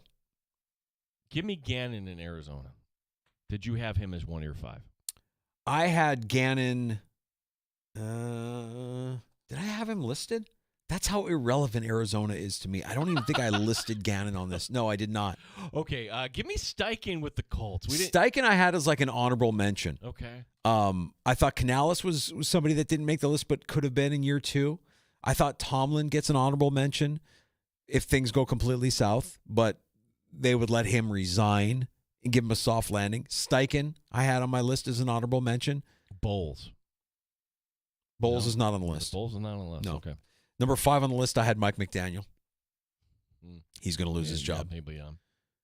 4 was Kyle Shanahan. The way the 2024 season ended and how he was just kind of snippy, even thinking maybe it ran its course, but no, this is what Shanahan does. Injuries, who cares? We're winning games. He's going to be fine. He's going to be fine. I had Kellen Moore at 3, one and done. That's looking like it. It's going to be a thing, right? It's a gross team, gross quarterback room. I don't know that the Saints are that engaged where they would be like, this isn't good enough. You need to go after 1 year. I think he probably sticks around. But I nailed the top 2. Number 2, I had Brian Callahan in Tennessee. Yeah. And number 1, I had Brian Daboll. And that was a path where it's funny, like you knew that Russell Wilson at that time was going to be starting for them because they had just signed him. You knew that they had drafted Jackson Dart, but you didn't know what he was. And I would contend that if they would have gone to Dart 1/2 sooner than they did, if they would have put Dart in at halftime of the Chiefs game and they win that game with Jackson Dart instead of sticking with terrible Russell Wilson, Brian Daboll might still be employed right now. What does the season look like if they were to upset the Chiefs in prime time? But no. Alas, Brian Daboll is looking for work, and Mike Kafka is the lone remnant, is the interim head coach. They fired their defensive coordinator. That's why when we talk about Denver, yes, they have a good defense. I can't take them seriously thinking that you came that close to losing to Brian Daboll and the Giants at home. It's happened a lot. Yeah. Can you take the Detroit Lions seriously? Because they almost lost. Well, that's true, too. Tough. There's another story. It's not NFL related. I know we're going to get to it here in a little bit in shots. It's a Belichick story. Oh, it's too good. It's so good. Too good. We can't wait to get to that. That's coming up with a round of shots. And I don't know, did I miss anything else from around the NFL? I mean, Jamar Chase apologized. What I did was wrong for spitting. Sure. No, what you did was wrong for lying about spitting. When we all have eyes and we all have TVs and we all clearly saw you spit at Jalen Ramsey, that's what you should be apologizing for. If you're going to spit, own it. You shouldn't have done it in the first place, but at least own it. Don't try and, I didn't spit. It wasn't me. What? Kidding me? Yeah, and you get the Panthers and you get the 49ers tonight on Monday Night Football. I'll take it. It'll be nice background noise as the turkey stock is simmering. Can't wait for that. Week 13 gets underway, of course, on Thanksgiving. We will give you our Week 13 Survive in Advance pick tomorrow afternoon, just after 4 o'clock. We'll get you to Week 14 in your pool. If you've been tailing us and you've made it this far, come on.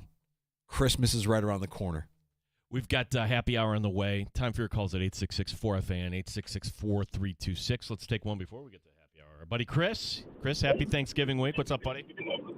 Hey, happy Thanksgiving, guys. Hey, we were just riding with my son in the lacrosse practice this afternoon and listening to you guys and thinking, what about Belichick? If he gets let go from North Carolina, could you see him lining up for the head coach in New York Giants and all of a sudden making that division just go crazy? He would love it. But Danger, It's not happening. No, it's over. It is over. Chris, I feel like he's been blackballed from the NFL. I feel like the NFL views Belichick now as a stain when you consider how his name is kind of getting drug all over the place because of his child bride. I don't see it happening. Appreciate it, Chris. Thanks for listening. Start him young, Chris, I like to say. Yeah, like that. It was always hockey season in our house, Danger. Even hey, it's July. Hey, there's a skating shoot. You want to go to the Burgerplex? Yeah, let's go. You're like, okay, lacrosse season. Looks at watch. It's November. Yeah. Yeah, Chris, you know what? Enjoy these days. I have a friend who was at a soccer tournament in Richmond, Virginia this last weekend. I mean, there's a part of me that's jealous. I know that it seems like a grind when you're in the middle of it, but man, don't take it for granted. It's a lot of fun. Well, it was fun, but I think now that we're on Thanksgiving week, you're playing youth hockey, and you're not home. That's right. Like we were all over the place. That's right. We're like, okay, hey, you've got your Christmas lights up. Why don't you have yours? Because I don't know. My son plays youth hockey. I got my Christmas lights up on Saturday, Gino. Earliest I've ever done. Wow. Screens are off the garage. Garage Mahal is in hiatus until the spring. But the Christmas lights are up. And they will be down on December 26th. No, the tree will be to the curb December 26th. I don't know when I'll get the lights down, but the tree is already a menace this year. It is just a disruptive menace in the house. I can't believe we brought it into the house this year and made just a spectacle. It was just a complete debacle last night in the Danger house with that tree. All right, we got to get to happy hour next. Lots to get to from around the NFL. Man, I have some breaking news in the sports bar. I don't know if you heard this or not, Gino. This is... Ow! Ow! Ow! It really hit me. I didn't know it was coming back that far. Notre Dame just scored again. Oh. 84-7 now? Yeah, Is that the score now? It's a little out of control. Lots to get to next. Happy hour and your calls at 866-4326, 866-4FAN.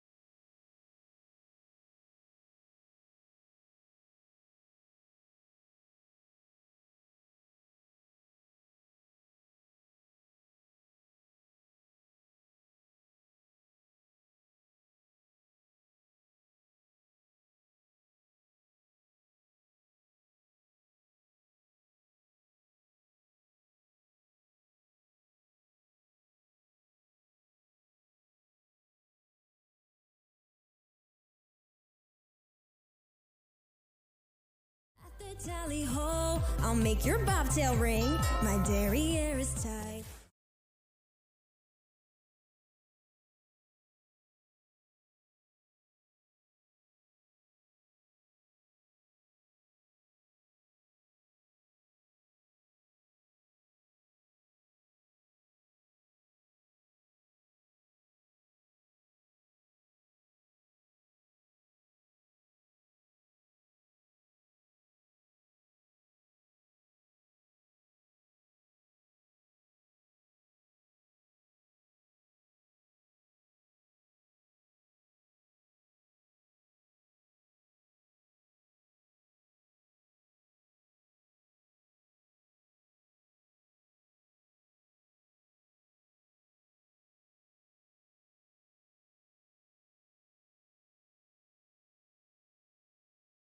Electric leader.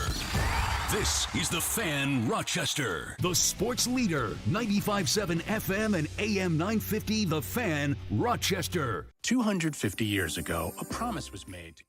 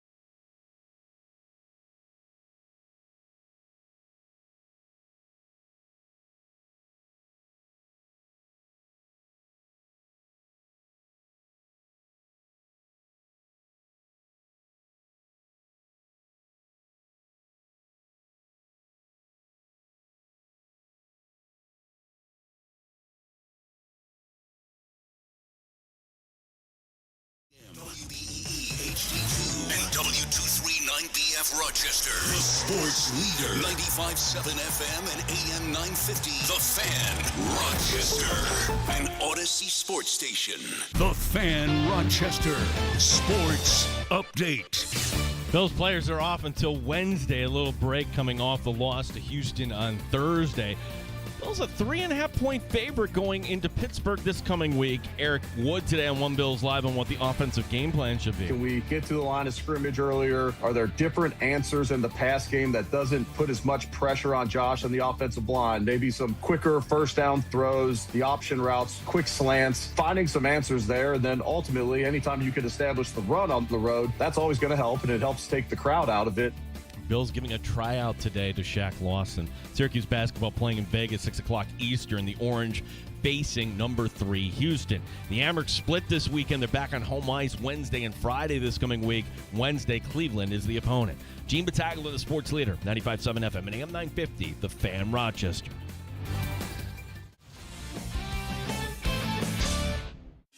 It's time to start the show and talk about the sports we saw. Inside jokes and takes from Danger and Battaglia. Bills and the Sabres and the Amerks. Who gave a microphone to these jerks? Welcome to the sports bar, that's where you are. Welcome to the sports bar, that's where you are. Welcome to the sports bar, that's where you are. With Danger and Battaglia. It's happy hour. Can you slid something into that sports update that I hadn't heard yet? There's something different that you said just now that I want to make sure I heard you correctly. Can you repeat what you said in that sports update just now, Gene? About the Syracuse basketball? No. No. We know that they're Amerks? playing tonight. The not Amerks looking- playing no. on Wednesday, Black Friday. Yeah, Yeah, we know about all that. Oh. The Bills tried out Shaq Lawson today. This according to Mike Garofalo. It's comical. I want to say that it's exclusive to the Bills. I don't know that it's exclusive to the Bills, but I think the Bills do more favors for their guys than any other team in the NFL. Is that? They just keep the door open longer than any other team in the NFL. But the thing that's different about Lawson, he wasn't drafted by McDermott. Like, he went out and left and then came back and like, oh, it's not so bad. And I forget the year. What was it? 2019? Like, pretty decent year. 21. Did he even play last year? I don't think he even played last year. No, he was allegedly in the wrong spot at the wrong time, and he's been out of football since then. There's some sort of bust there. We just leave the door open longer than anybody else. I don't know that anybody else would even entertain this idea, but because he had a couple of good seasons here in a reserve role, not as what you drafted him to be, by the way. He gets a tryout. It's a tryout, so doesn't mean anything until they actually say, oh, we would love to. I mean, they've tried out other guys that haven't made the team. I don't want to overreact, but it's just comical. It's downright funny to me. 24, he played with Carolina one game and then was cut in October. So he's been out of the league 13 months. He tried out for somebody else earlier this year, too, I want to say. Okay. There was he took another tryout. He tried out for another team, didn't work out. I can't remember which team it was. But I feel like I remember hearing his name and associated with a tryout earlier this year as well. Well, that's the answer, folks. Rest easy knowing that Shaq Lawson is trying out with the team. You worried about that pass rush? Worry no more. Have we got an answer for you? And I get it. There's not much they can do. The trade deadline is passed. You drafted the guys that you drafted. You're dancing with who you have. Well, the one guy that he's going to be on the field sooner than later, maybe even like, who is this guy? It's central casting. So Michael Hoyt was somebody that we saw for a little bit, and then, that was a great 6 quarters of football for Michael Hoyt, right? They signed the Bills, this is a few weeks ago, Morgan Fox to the practice squad.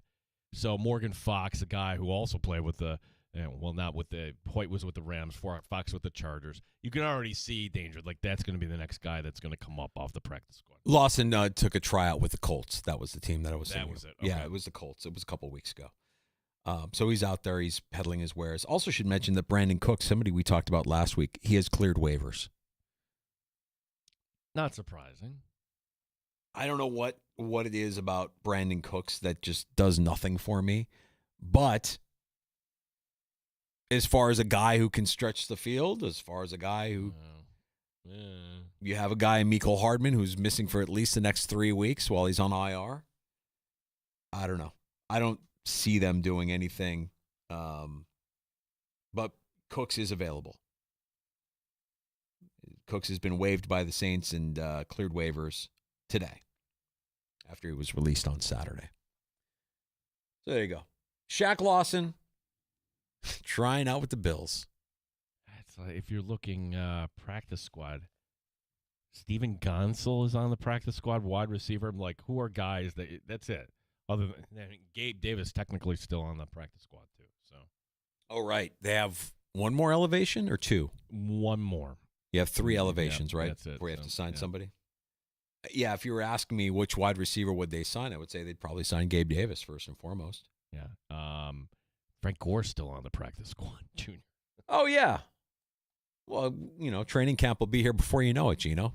Got to have bodies at running back. Let's prepare for July. Mm-hmm. Oh, Balin Spector, too. Who could forget about Balin Spector? Did he get called? I thought I saw him. He got called up. Yeah, he got called up making some special teams plays, right? Wow. Okay.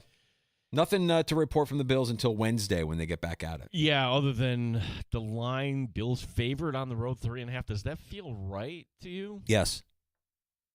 Probably because, the Steelers' defense is bad. Or it's just not where we're used to seeing it for Pittsburgh. I think teams like the Bills, like the Steelers, I'll lump in the Bears because they're the recent example. You win the turnover battle, you're going to win games. Takeaways are something that need to happen for the Bills defense for us to believe that they're good. And they're not getting it this year. They're not winning the turnover battles like they did for, previous years. And what was the last great Steelers game that you saw? It was against the Colts. What'd they do? They took the ball away. Had 6 takeaways in that game. How are the Bears 8-3? Look at their takeaways and their turnover. Look at their plus minus and their takeaway differential. It's insane. You do that, you're going to win some games. At least give yourself a better chance of winning some games. The Bills haven't been able to do it for the past, 5? Yeah. 5 weeks or so? 6 weeks? Basically, the New England game broke that streak, and they haven't gotten right since. Win the turnover battle. And if the Steelers can do that against the Bills, then I would say, okay, then maybe you have a chance. But I just think the Bills have more talent at quarterback, obviously. I just think they're a better roster, even with the injuries. Yes, you have T.J. Watt, and you have to account for him. I want to believe they can stop Jalen Warren, but man, I don't know anymore. Gainwell is the guy. We'll have Michael F. Flory on. Gainwell out to the edge, little dump-off passes, and I don't know, like, Dan Fates joined us earlier today. Like, does it matter if it's Aaron Rodgers or Mason Rudolph? I think from a fan standpoint, I want Rodgers. I'd rather see the Bills teeing off on Rodgers, but they're the same quarterback. They're not going to be taking all these great shots downfield. Are we really worried about DK Metcalf in this game? It's still pretty good. They just don't He's still utilize good, him. but I'm more worried about the Warren and Gainwell coming out of the backfield. Right. Yeah, kind of scary. I'm worried about Washington. How many Bills is going to take to tackle that monster? That is like the highlight of the year, right? When he's tossing Bengals around. He's a gigantic human being. Caught a pass yesterday against the Bears. He had 3 guys to take him down. It's a team effort. It's a big, big man. We'll have the action for you this weekend here on the Fan Rochester as the Bills travel to Pittsburgh. Holiday weekend just throws everybody's equilibrium off, right? How so? Just because you're not working Thursday, you're not working Friday. You've got action all day Thursday. You've got action Friday. You've got action Saturday. It's a different. Heck, we're going to be on the air tomorrow at 3:00, and Syracuse basketball will be playing Kansas. This after tonight's 85-point loss to Houston. Listen, if you're an Orange fan, you got to laugh. You have to. I'm sorry. Like, there's no other, formula to make you happy. Football's terrible, but I'm not here to tell you the basketball is going to, do great things here this week. It's a fireable offense, but is it going to lead to anything? Losing 70-0, or 70-7, rather. Thank goodness. Yeah, they got that. So, yeah. That's a fireable offense, is it not? That's embarrassing. You're an ACC school. You want to be a bowl team at least. Well, the funny thing is, and by funny, I'm like, it's not ha-ha. You're an FCS school with that kind of performance. Fran Brown has to give his post-game press conference. So what do you do after your team gets their butt kicked 70-7? This is your responsibility. You can't make them run the wind sprints there in Notre Dame, can you? No. He says, Fran Brown, I look at the positive. We saw a really great team, and we can learn from this, and we can learn how to be better. I'm like, come to Syracuse so we can get our butts kicked and learn to be better? Yeah. The problem in the NIL era, Danger, is that kids make snap decisions. What are you going to do for me? Nobody's interested in development. By virtue of that loss, this is the stat. 3 kids decommitted. 3. Wow. I don't know if they're going to be any good or not, but that's not positive. Parents saw the score on Saturday. Said, Junior, we got to have a talk. I know you're planning on going to Syracuse, but that's just not happening. Not after this, pal. That's rough. That is rough, man. So we turn the page, talk basketball, maybe lacrosse. Things are brighter there. But Fran Brown running wind sprints earlier in the season, losing 70-7 to Notre Dame. Nobody expected them to win, but jeez, make it respectable. My God. You lost to Bill Belichick. You did. Truth. Shouldn't have happened. We'll have that Belichick story coming up in shots. Oh, I can't wait. Good. Yeah, it's good. Cannot wait. What else we got tonight? We got Monday Night Football. The Niners hosting the Panthers, the frisky Panthers, just kind of hanging around there in the NFC South. Well, all of a sudden now we don't know what's going on with Baker Mayfield. So Mayfield getting hurt last night, shoulder, keep tabs on that. The Buccaneers all of a sudden like, oh, that win for the Bills doesn't look as good now, does it? Well, to me, the Rams, we've been saying this, that's the team right now. Like the way, as long as Stafford is upright, they're going to be the team to beat. Back to the Bucs and back to that division, frankly. If the Panthers win this game at 7-5, are we ready to put them like right in the race with the Buccaneers? Atlanta did no favors to themselves. They finally won a game. Saints are totally out of it, but I'm not ready to crown Carolina. But a funny thing about this game, Danger, is that all those years in the drought era for the Bills, they would get like one primetime game. It was a big deal. Hey, we're on prime time. Like, well, if you're the Carolina Panthers, this is your one primetime game, and you have a quarterback that, okay, I don't know if he's really any good or not, but here's the chance to show everybody, tonight. So I think Carolina shows up tonight, actually, Danger. I have high expectations for this game. Me too. I'm trying to remember what my bold prediction was around Matt Stafford this season. I mean, I want to say that I had him in the MVP conversation.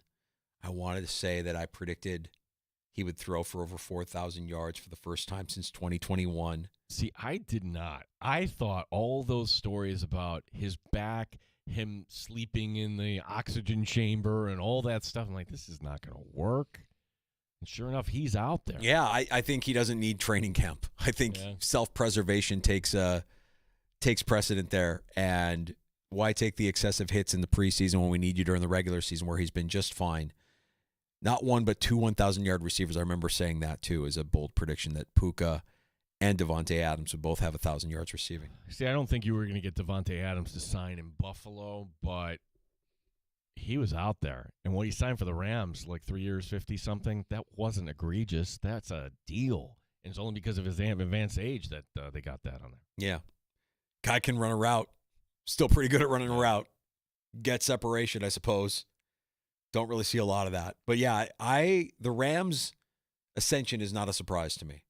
I thought that what they did with Stafford this preseason was, the back. Like, the back is probably a thing, but more than anything, let's keep him fresh when we need him in the regular season. And he's been just fine.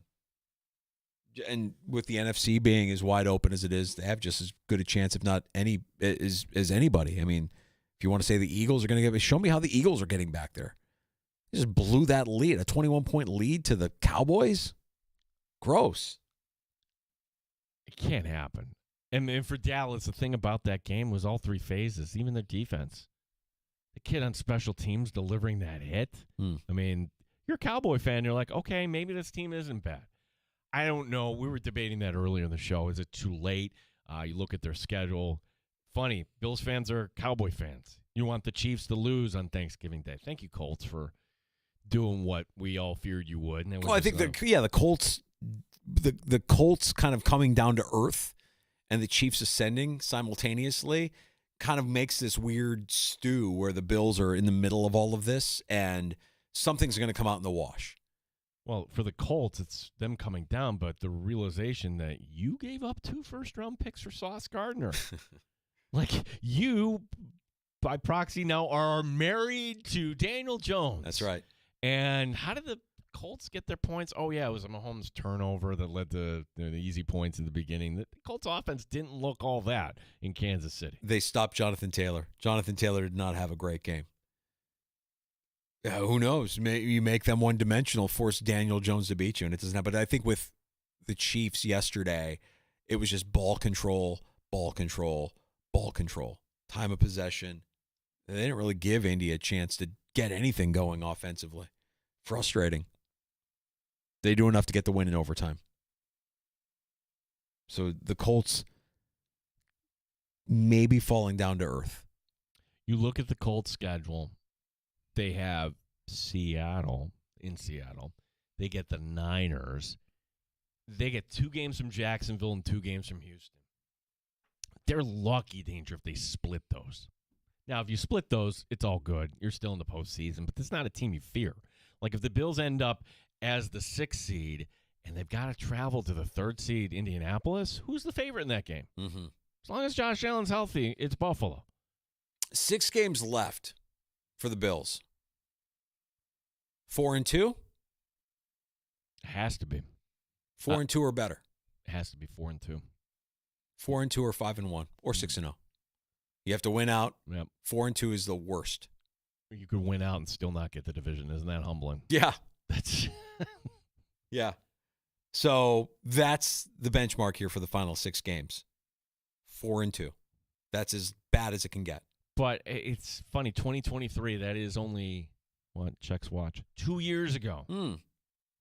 Seems like a long time ago. You fire the coordinator, you're 6-6 heading into a game in December. I was Kansas done City. with him, man. Yeah. I was done with that. After that loss to Denver, where you had too many men on the field goal and they get a second chance and they hit it and they win, they walk off. I'm like, and I wasn't alone. That was right after I had my rant. I remember, I think it was the day after Ty Dunn did his piece at Go Long. That was damning of Sean McDermott. And that day I'm thinking, this is it. This is where the team is going to fall apart, and that's the end of McDermott. But then the funny thing happened. Everybody rallied around the guy. They should have won that game in Philadelphia. They didn't break them, Danger. They lose in overtime on a rainy night, and then they win their last 6 games. Yeah.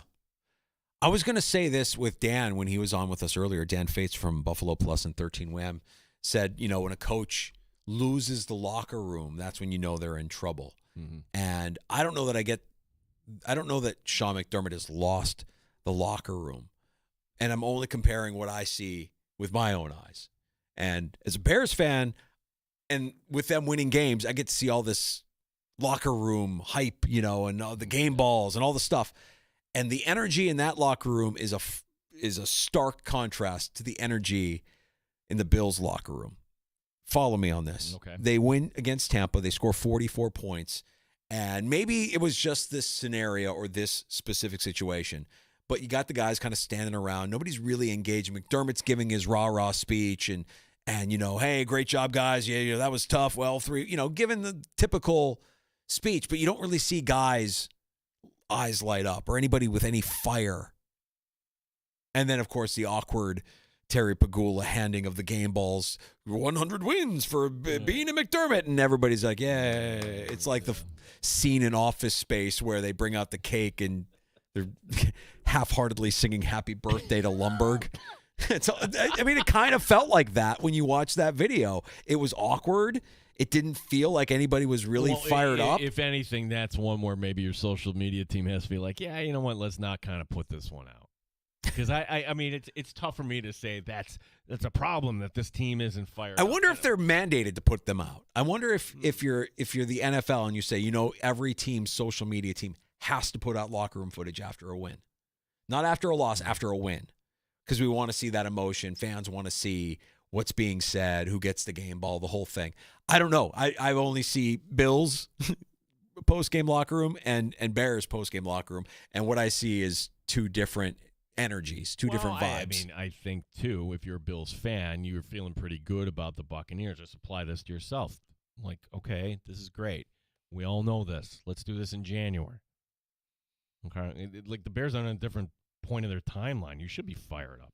Yeah. Like if we get to, Sunday evening, okay, the Bills, and our expectation is the Bills should win in Pittsburgh. You should bounce back, win, and then there's the visiting locker room. And one thing about a visiting locker room compared to your home locker room, it's tight, kind of cramped in. They don't want to make you comfortable, right? So the camera, you should be all gathered around McDermott and Allen. If that is a mandated thing, I want to see that energy then, Mm-hmm. as you're talking about. Yeah, I don't know if it's anything or if it's something. But when Fate said, "Has he lost the locker room?" Then I wonder to myself, has he lost the locker room? Are they still buying into what McDermott is selling in all these years that he's been selling the same kind of thing? You know, it's a discipline, it's a process, better every day, 111th. Well, do your job, kind of Belichickian. That's going to be the question because, as I say, our expectation is you should win in Pittsburgh. If they lose in Pittsburgh, now we're like, holy cow, the playoffs are in question. Right. Wow. I'll say this, get it out of the way. Even if they miss the postseason, I don't see any changes. I don't see any changes either. Yeah. Which, I'm only bringing up what I see and what I think a lot of fans feel. I don't see anything changing. I don't think you mean Terry Pegula, a guy who hasn't fired Kevin Adams yet, is going to move off of Brandon Beane and Sean McDermott the year before they move into a new stadium? Come on. That's not happening. No. That's not happening. That's not how business works. They're not going to do that. It's bad for business. Well, they're not winning enough games. They're not winning the Super Bowl. They're doing just fine. The business of the Buffalo Bills is booming. They're doing just fine. Yes, we would all love for them to win a Super Bowl. Terry Pegula would love for them to win a Super Bowl. It means more money. But he's doing just fine with where they're at. Well, there is, now that the money's in for the stadium, things are being put to bed. I mean, the incentive to win big, it isn't there anymore.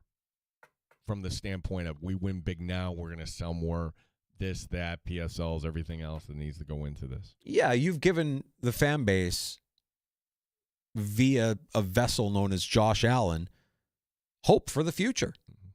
And I'm not going to fault any fan who's invested in this team for the new stadium and for the long term. Absolutely. It's still an unbelievable product, even if they fall short of expectation this year. I mean, are you not entertained? Were you not entertained by the Baltimore game? Were you not entertained by the Tampa game? We've had some good ones. And we've had a couple of disappointing losses on the road. Yeah, they need to handle their business. They can't be losing to Pittsburgh. They've traditionally in the last few years have owned the Steelers outside of the preseason. Yeah. Outside of the preseason. The preseason, the Steelers have run. But we should be able to take care of them. You can't be losing to Aaron Rodgers. I'm sorry. If he's even able to take a snap. Mason Rudolph, anyone? Same guy. But it's weird, right? Bills have beaten Mahomes, beaten Lamar Jackson. One point we're talking about Baker Mayfield, the MVP candidates, and then lost to Davis Mills. You lost it to lost to the quarterback Penix in Atlanta. Yeah. We got to get to a round of shots. I've been waiting all afternoon to hear what's going on with Bill Belichick and the child bride. Well, it's actually the child bride, and she is not happy, Danger. Oh, no. Oh, boy, yes. Could Al Michaels be hanging it up? We'll address that. Hold on a second. I thought I just saw an interview where he said he wanted to keep doing it. Well, we'll address that coming up. Okay. He was asked that question. The hockey team, okay, we're not getting excited.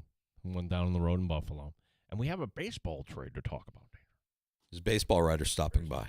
I want to know how you're feeling about this trade, but we'll get to it. A round of shots are on the way. Don't forget about last call, 866-4FAN, 866-4326. You can have the final word in the sports bar. Danger and Battaglia on the Fan Rochester.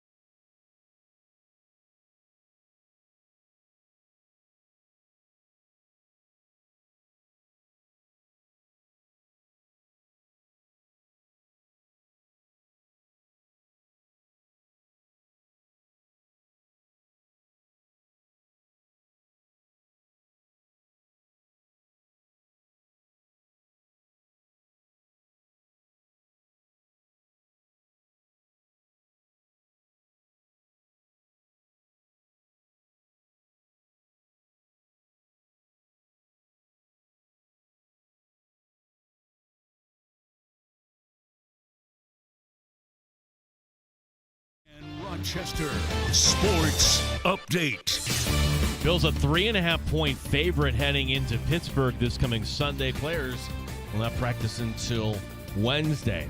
Eric Wood today on One Bills Live talking about what the Bills should do against TJ Watt. You're likely going to give him a lot of attention, whether it's chips, making sure you're sliding in that direction to potentially have the guard help out as well. You're going to have a lot of attention on TJ Watt through that game, and they're not just going to throw Ryan Vandermark out there to the Wolves. There's going to be times where he's going to have to win one-on-one matchups against TJ Watt. You just don't want him to have to do it 30, 40 times. One other Bills note, the team trying out former defensive end Shaq Lawson. Lawson has played one game in the league since the 2023 season. Syracuse basketball, 6 o'clock tonight. The tip in Vegas as they're taking on number 3 Houston. The Amerks back on the ice tomorrow night. Make that Wednesday night against Cleveland. Gene Battaglia, the sports leader, the Fan, Rochester. Listen to the Sports Bar with Danger and Battaglia on Apple Podcasts, Spotify, or wherever you get your podcasts. The Fan, Rochester. Happy Hour continues in the Sports Bar with Danger and Battaglia. It is time for a round of shots. Yeah, another NFL note just coming in. Baker Mayfield, that left shoulder, it's a low-grade sprain, so there's a chance he'll actually play this coming week. So. Yeah, that feels like one that he won't miss, but off-season shoulder surgery is probably on the table. Probably. And it sounds like, why would your opposite shoulder, you do need that. I need somebody to tell me what's bugging me with my shoulder. I've been complaining. You've heard me complain about it since July, since doing some yard work, swinging a pickaxe, hitting a root with force that sent a shockwave up my arm. Old. I get it. But also, how do I make this pain go away? It's been terrible. I can't sleep on my left. I'm Mike Danger for Ben Gay. Oh, is that what's going to do it? I'll go. I'll do whatever you tell me to do. If I need to shoot it up, I'll shoot it up. Tell me what I need to do to make my shoulder right. I don't really want surgery. See, off-season surgery isn't really on the table for me. I thought you were making fun of me today. I can barely walk. Kind of overdid it a little bit, and my knee, it feels like a boa constrictor is around Overdid it in the gym? Overdid it doing yard work? Just overdid it in the gym this morning. I'm like, uh-oh, I can't even move here. Yeah, that's tough. Yeah, it's okay, holiday week coming up, and we all imbibe. Danger, help me make sense of this. And you were there for one of these. On an NFL Sunday, you probably missed this. The Sabres won a game. Beat Carolina. It's a good team. Closing on a 4-game homestand. They won 3 of 4. Their only loss being to the worst team in the league, Calgary. Yeah. Sabres in Pittsburgh Wednesday night. They're back home 4 o'clock on Black Friday to face New Jersey. I want to say good for the Sabres. You've won 4 of 5. You beat a respectable team in Carolina. You now have 9 wins on the season. 9 times. And you scored 9 goals against your team. 9 times. I was excited. We got done a little early on Friday, jumped in the car with my daughter, go to the game, get a cold one, grab a burrito bowl for, sitting down, we're eating, what the hell? The Sabres are just putting it on the Blackhawks. 9 times. But I don't know that you get a cookie for climbing out of last place. Winning 4 out of 5 is nice. Beating Carolina is nice. But I want to see it. I can't lose the memory of what you looked like in the third period against the terrible Calgary Flames. This is it. Don't be eliminated by the time the holiday week comes around. Bring us into the new year. At least, if I could say, Sabres are just 3 points out of a playoff spot, would you sign up for that? Yes, of course we all would. Yes, get us hooked that way before you rip our hearts out again. Yeah. So, what was the atmosphere there like Friday night? I still feel like it's a library. I know that they scored 9 goals, and it's fun. The Sabre beers are fun, right? The swords. Yeah. That's fun, and they should sell bibs with those too, because everybody that they were showcasing, they're having a hard time drinking them. I mean, they're trying to be macho and chug the whole thing, and just beer is going everywhere. I'm like, I feel bad for you guys. Get a bib, or I don't know. It's awkward. Have you ever had one of those yards of ale? It's the same thing. There's a skill to it. Yeah. Sure you're not, but the atmosphere to me felt kind of quiet still. And they scored 9. So the fans were into it, and the energy, the vibes were good. The energy still felt low. And it's to me, it's still quiet in there. It feels like KeyBank Library more than KeyBank Center, even when they're winning. But, that could change here as they continue to win, hopefully. Interesting trade in baseball. The Mets sending a fan favorite, Brandon Nimmo, to the Rangers. No, his name is Brandon Minnow. You had it right the first time. And if you were a nice person, maybe you would forget about it and cut somebody some slack because I made a mistake years ago and called him Brandon Minnow. I think you called him Brandon Nemo. Arson Judge and Brandon Nemo. This is exchange for second baseman Marcus Semien. Semien is going to make more money over the next 3 years, but 5 years for Nimmo makes his overall deal Marcus bigger. Semien is a good baseball player. He's very good defensively. He's a good find for the... maybe you would forgive me if I mispronounced his name, but Marcus Semien is a good trade. This is a good trade for the Mets, Gene. Semien. I'm never coming back on this show again. This whole thing has been a disaster. By the way, our guy who got into that, did you see KM? He's leaving evenings on WFAN. No. He's scaling back, some lifestyle change. So he's still going to be on the Fan. Keith McPherson, Keith McPherson, who had that, I don't know what you want to say, dust up with. Oh, it was John Heyman just taking things way too seriously. Yeah. As baseball writer tends to do from time to time. And was so offended and appalled by the idea that McPherson would suggest that a baseball writer would get, an inside scoop, would get money for an inside scoop, or would give money for an inside scoop. You don't know how any of this works. Yeah. You don't have any journalistic integrity. Mets GM David Stern says running it back was not an option. Well, I guess that's a good message to send. Well, it's the truth. Let's compare this to a football team down the road. Okay. Portland Trailblazers head coach Chauncey Billups pled not guilty in a federal courtroom today, accused of being part of an illegal poker ring. Billups is charged with money laundering, conspiracy, and wire fraud conspiracy, all that carry a maximum punishment of 20 years. A judge releasing him on a $5 million bond today. Wow. Okay. Al Michaels turned 81 this month, and he is not ready to call it quits just yet. Michaels telling Jimmy Traina, I feel really good now. It's been a good year. I have a lot of fun. I love the people I'm working with. So if I had to make a decision today, I would want to come back. Maybe we should just switch to AI. He's 81, but his hair is like 16. So he's still got a lot of youth left. And I think he's the greatest. I don't know that anybody will ever match Do You Believe in Miracles? Greatest call, I think, in the history of sport. And his name is on it. But when the hook and ladder happened on Thursday, it was not. No, it was sleepy. Yeah, it was almost like he was calling a game at KeyBank Library. He needed to be a little bit more into it, I think, given that it was 4th and 27, and this trick play that you never see executed to success actually worked. You might be having fun, you might feel good, but I just want a little bit more energy. Final score, Notre Dame 70, Syracuse 7. The 63-point margin, the worst since 1893 for the Orange, which I didn't even know they played college football in Syracuse in 1893.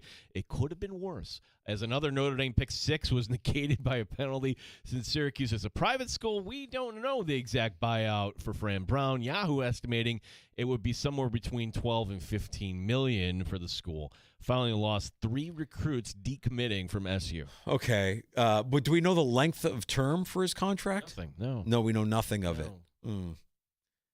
Yeah, I mean, there seems as if there's some names out there right now if you were looking for a college coach. I mean, what? We want Brian Kelly here? I don't want Brian Kelly in Syracuse. I don't want Brian Kelly. And I don't want Chip Kelly. It's a great day to be with the Orange. Yeah, and I want some hots. I want some hots delivered to my room. I'm here with my family, and we're going to go to Bill Gray's. I'm Brian Kelly, new coach at Syracuse. I'm sorry, I meant salt potatoes. I don't want some hots. I want some salt potatoes. You know, that guy isn't going to go away and take the money from LSU. He's going to want to get back on the horse, and he's going to look at Syracuse looking like I can go in there and turn things around and snap my Brian Kelly fingers. I'm Brian Kelly, new coach of Syracuse. Oh, yeah? Well, I'm going to go up to Buffalo, and I'm going to go get some hot wings and blue cheese, and then after that, I'm going to take my kids to the Bills game. I'm going to go to varsity, and then after that, I'm going to go to the Dome. And then after that, maybe I'll go to Rochester and see my friends who got let go from Xerox. You know, I've never gone to Varsity Slices there. Like, I've always walked by it. Have you? I have. Yeah. Is it overrated? Is it something that... I wish I could remember. Okay. I know I've been there. I wish I could remember. Fair enough. I just wish. Well, Danger, you have asked for this. The people have asked for this. We have an update. Jordan Hudson had a simple post online today. Quote, I am suing you, Pablo Torre. The picture is of herself wearing a necklace saying banned. Also, she's wearing a North Carolina football all-access credential. This to imply that she's not happy with Torre's report from September that UNC had banned her from the facility, to which I would just kind of point out to Jordan Hudson, be careful. Oh, no, forget that. Yes, Sue absolutely sue him. Yes, I'm suing Jordan Hudson, and I'm suing everybody. I'm suing Pablo Torre. I'm suing Bill Belichick. I'm suing everybody. I'm suing Bill Belichick, my own boyfriend. I'm suing him for punitive damages. Jordan, are you familiar with the discovery phase of a lawsuit? Yes, I'm very familiar with what's been done to me. The punitive damages. Pablo Torre is very mean to me, said some very hurtful things on his podcast. And when I heard them, I fell down the stairs and my shoes fell off. I'm Jordan Hudson. I'll be cheerleading this weekend. We look forward to seeing you. I'm an adult cheerleader, Jordan Hudson, and I'm suing Pablo Torre. Punitive damages. Torre has to see this and laugh, right? I don't know anything about the law. I don't know anything about being a lawyer, but I know Mike Florio from Pro Football Talk does. He's a lawyer himself. He's a lawyer. And he, had a field day with this on Pro Football Talk today, basically just laying out how entertaining this could be. Right. The discovery phrase. So whether or not, because her beef is that he reported she was banned and was no longer allowed to work at North Carolina, a place where she never worked in the first place.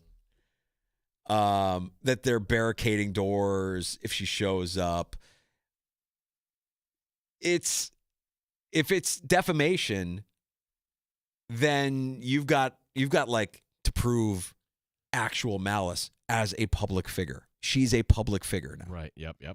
And so if you've been defamed as a public figure, you can't just say what he said was a lie, what he said was false.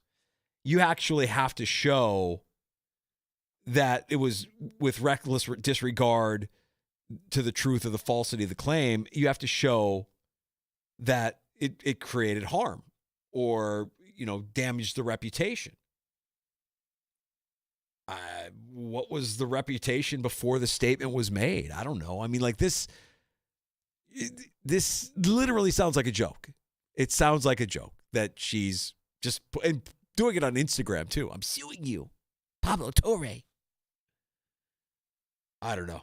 He should invite her on the pod. Right. Florio mentioned that even in non-defamation cases, he would tell potential clients, think about the one thing about yourself that you wouldn't want others to know. Yep. If you go forward with the case, you need to assume many others will find out about it. So, we have speculated in the past. What, that they didn't really meet on a plane, Danger? Is that what you're saying? Yeah. And if this were to go to trial, or if there was some kind of case, that all of the dirty laundry would come out. It's got to drive Belichick nuts. I mean, it's just got to drive him nuts that this is happening and that he's got to deal with this. He's just trying to win football games for North Carolina. He doesn't care. He doesn't care. Doesn't care. Like, he signed up for this. Man. I don't know. It's a fascinating story how... And Pablo Torre should want this to happen, too, by the way. Absolutely. Because now Pablo Torre becomes even more notorious, and you'll hear his name more frequently, and he'll be able to truly unearth whatever he might be holding back. If he has stuff on them that gets found out, if this were to go to some kind of trial, sign me up. I really did think we would have the Tory or Wickersham or somebody would have something all really buttoned up. It's after he leaves North Carolina, right? That's when we find out about this, that somebody will talk in North Carolina what it was really like, and you'll get people off the record, and you'll be able to put together a nice story like that. NC State, by the way, is the site of this week's game, 7:30, North Carolina State, to wrap up the season for the Tar Heels. Is this going to be the last game we see Belichick? I don't think so. No, I don't think so. I think he can live off of his name for another season. It's year one. He's building a program. And all of this aside, this distraction, this nightmare of a life he has to go home to every night, all that aside, I think they probably still believe, hey, we've got our guy. We can't turn on him that fast because of a bad season. It was below expectation, but did you really have North Carolina, even with Bill Belichick, going to the playoff? I didn't. You need talent. You need wasn't that on display on Saturday with Syracuse? Like, oh, that's what a real talented football team in college looks like. And that's what Syracuse looks like. Okay. Well, yeah, and how do you get the talent? It's not, hey, I'm Bill Belichick, I'm going to help you get to the NFL. No, it's like, how much are you going to pay me? And I'm just wondering, like, what is their collective now when everybody's like, oh, my gosh, this is embarrassing. I'm not giving money to this school. Yeah, Lombardi has to make them offers they can't refuse, right? Yeah, he's got to sit down with them. Hey, I'm Mike Lombardi. Hey, you're going to come over here. You're going to talk to coach. Yeah, of course. Of course you're going to sign with North Carolina because I'm Italian. North Carolina's 4-7. Like, you could say this is, just you're building a program. Danger, anybody else could have taken this program at 4-7 this year. I don't think they're getting rid of him. Maybe I'm wrong. I don't think they're getting rid of him. And to Chris's call earlier, I don't see the Giants, or I don't see Belichick or the Giants being interested in the services of Belichick. That would make, to me, it sounds as if he's been blackballed from the NFL, maybe partially because of these kind of stories from his girlfriend, his child bride. Tomorrow, final show of the week before the holiday, and we got a good one for you. From Caboli and Mack, Chris Mack, our friend from Pittsburgh, joins us. We'll have Mike Leone joining us as well, Ameryk's head coach at 425. Don't forget about Michael F. Florio from NFL Network as well, all on the way tomorrow. JR Sport Brief next. Have a great night. The Fan, Rochester. You're listening to the Sports Bar with Danger and Battaglia.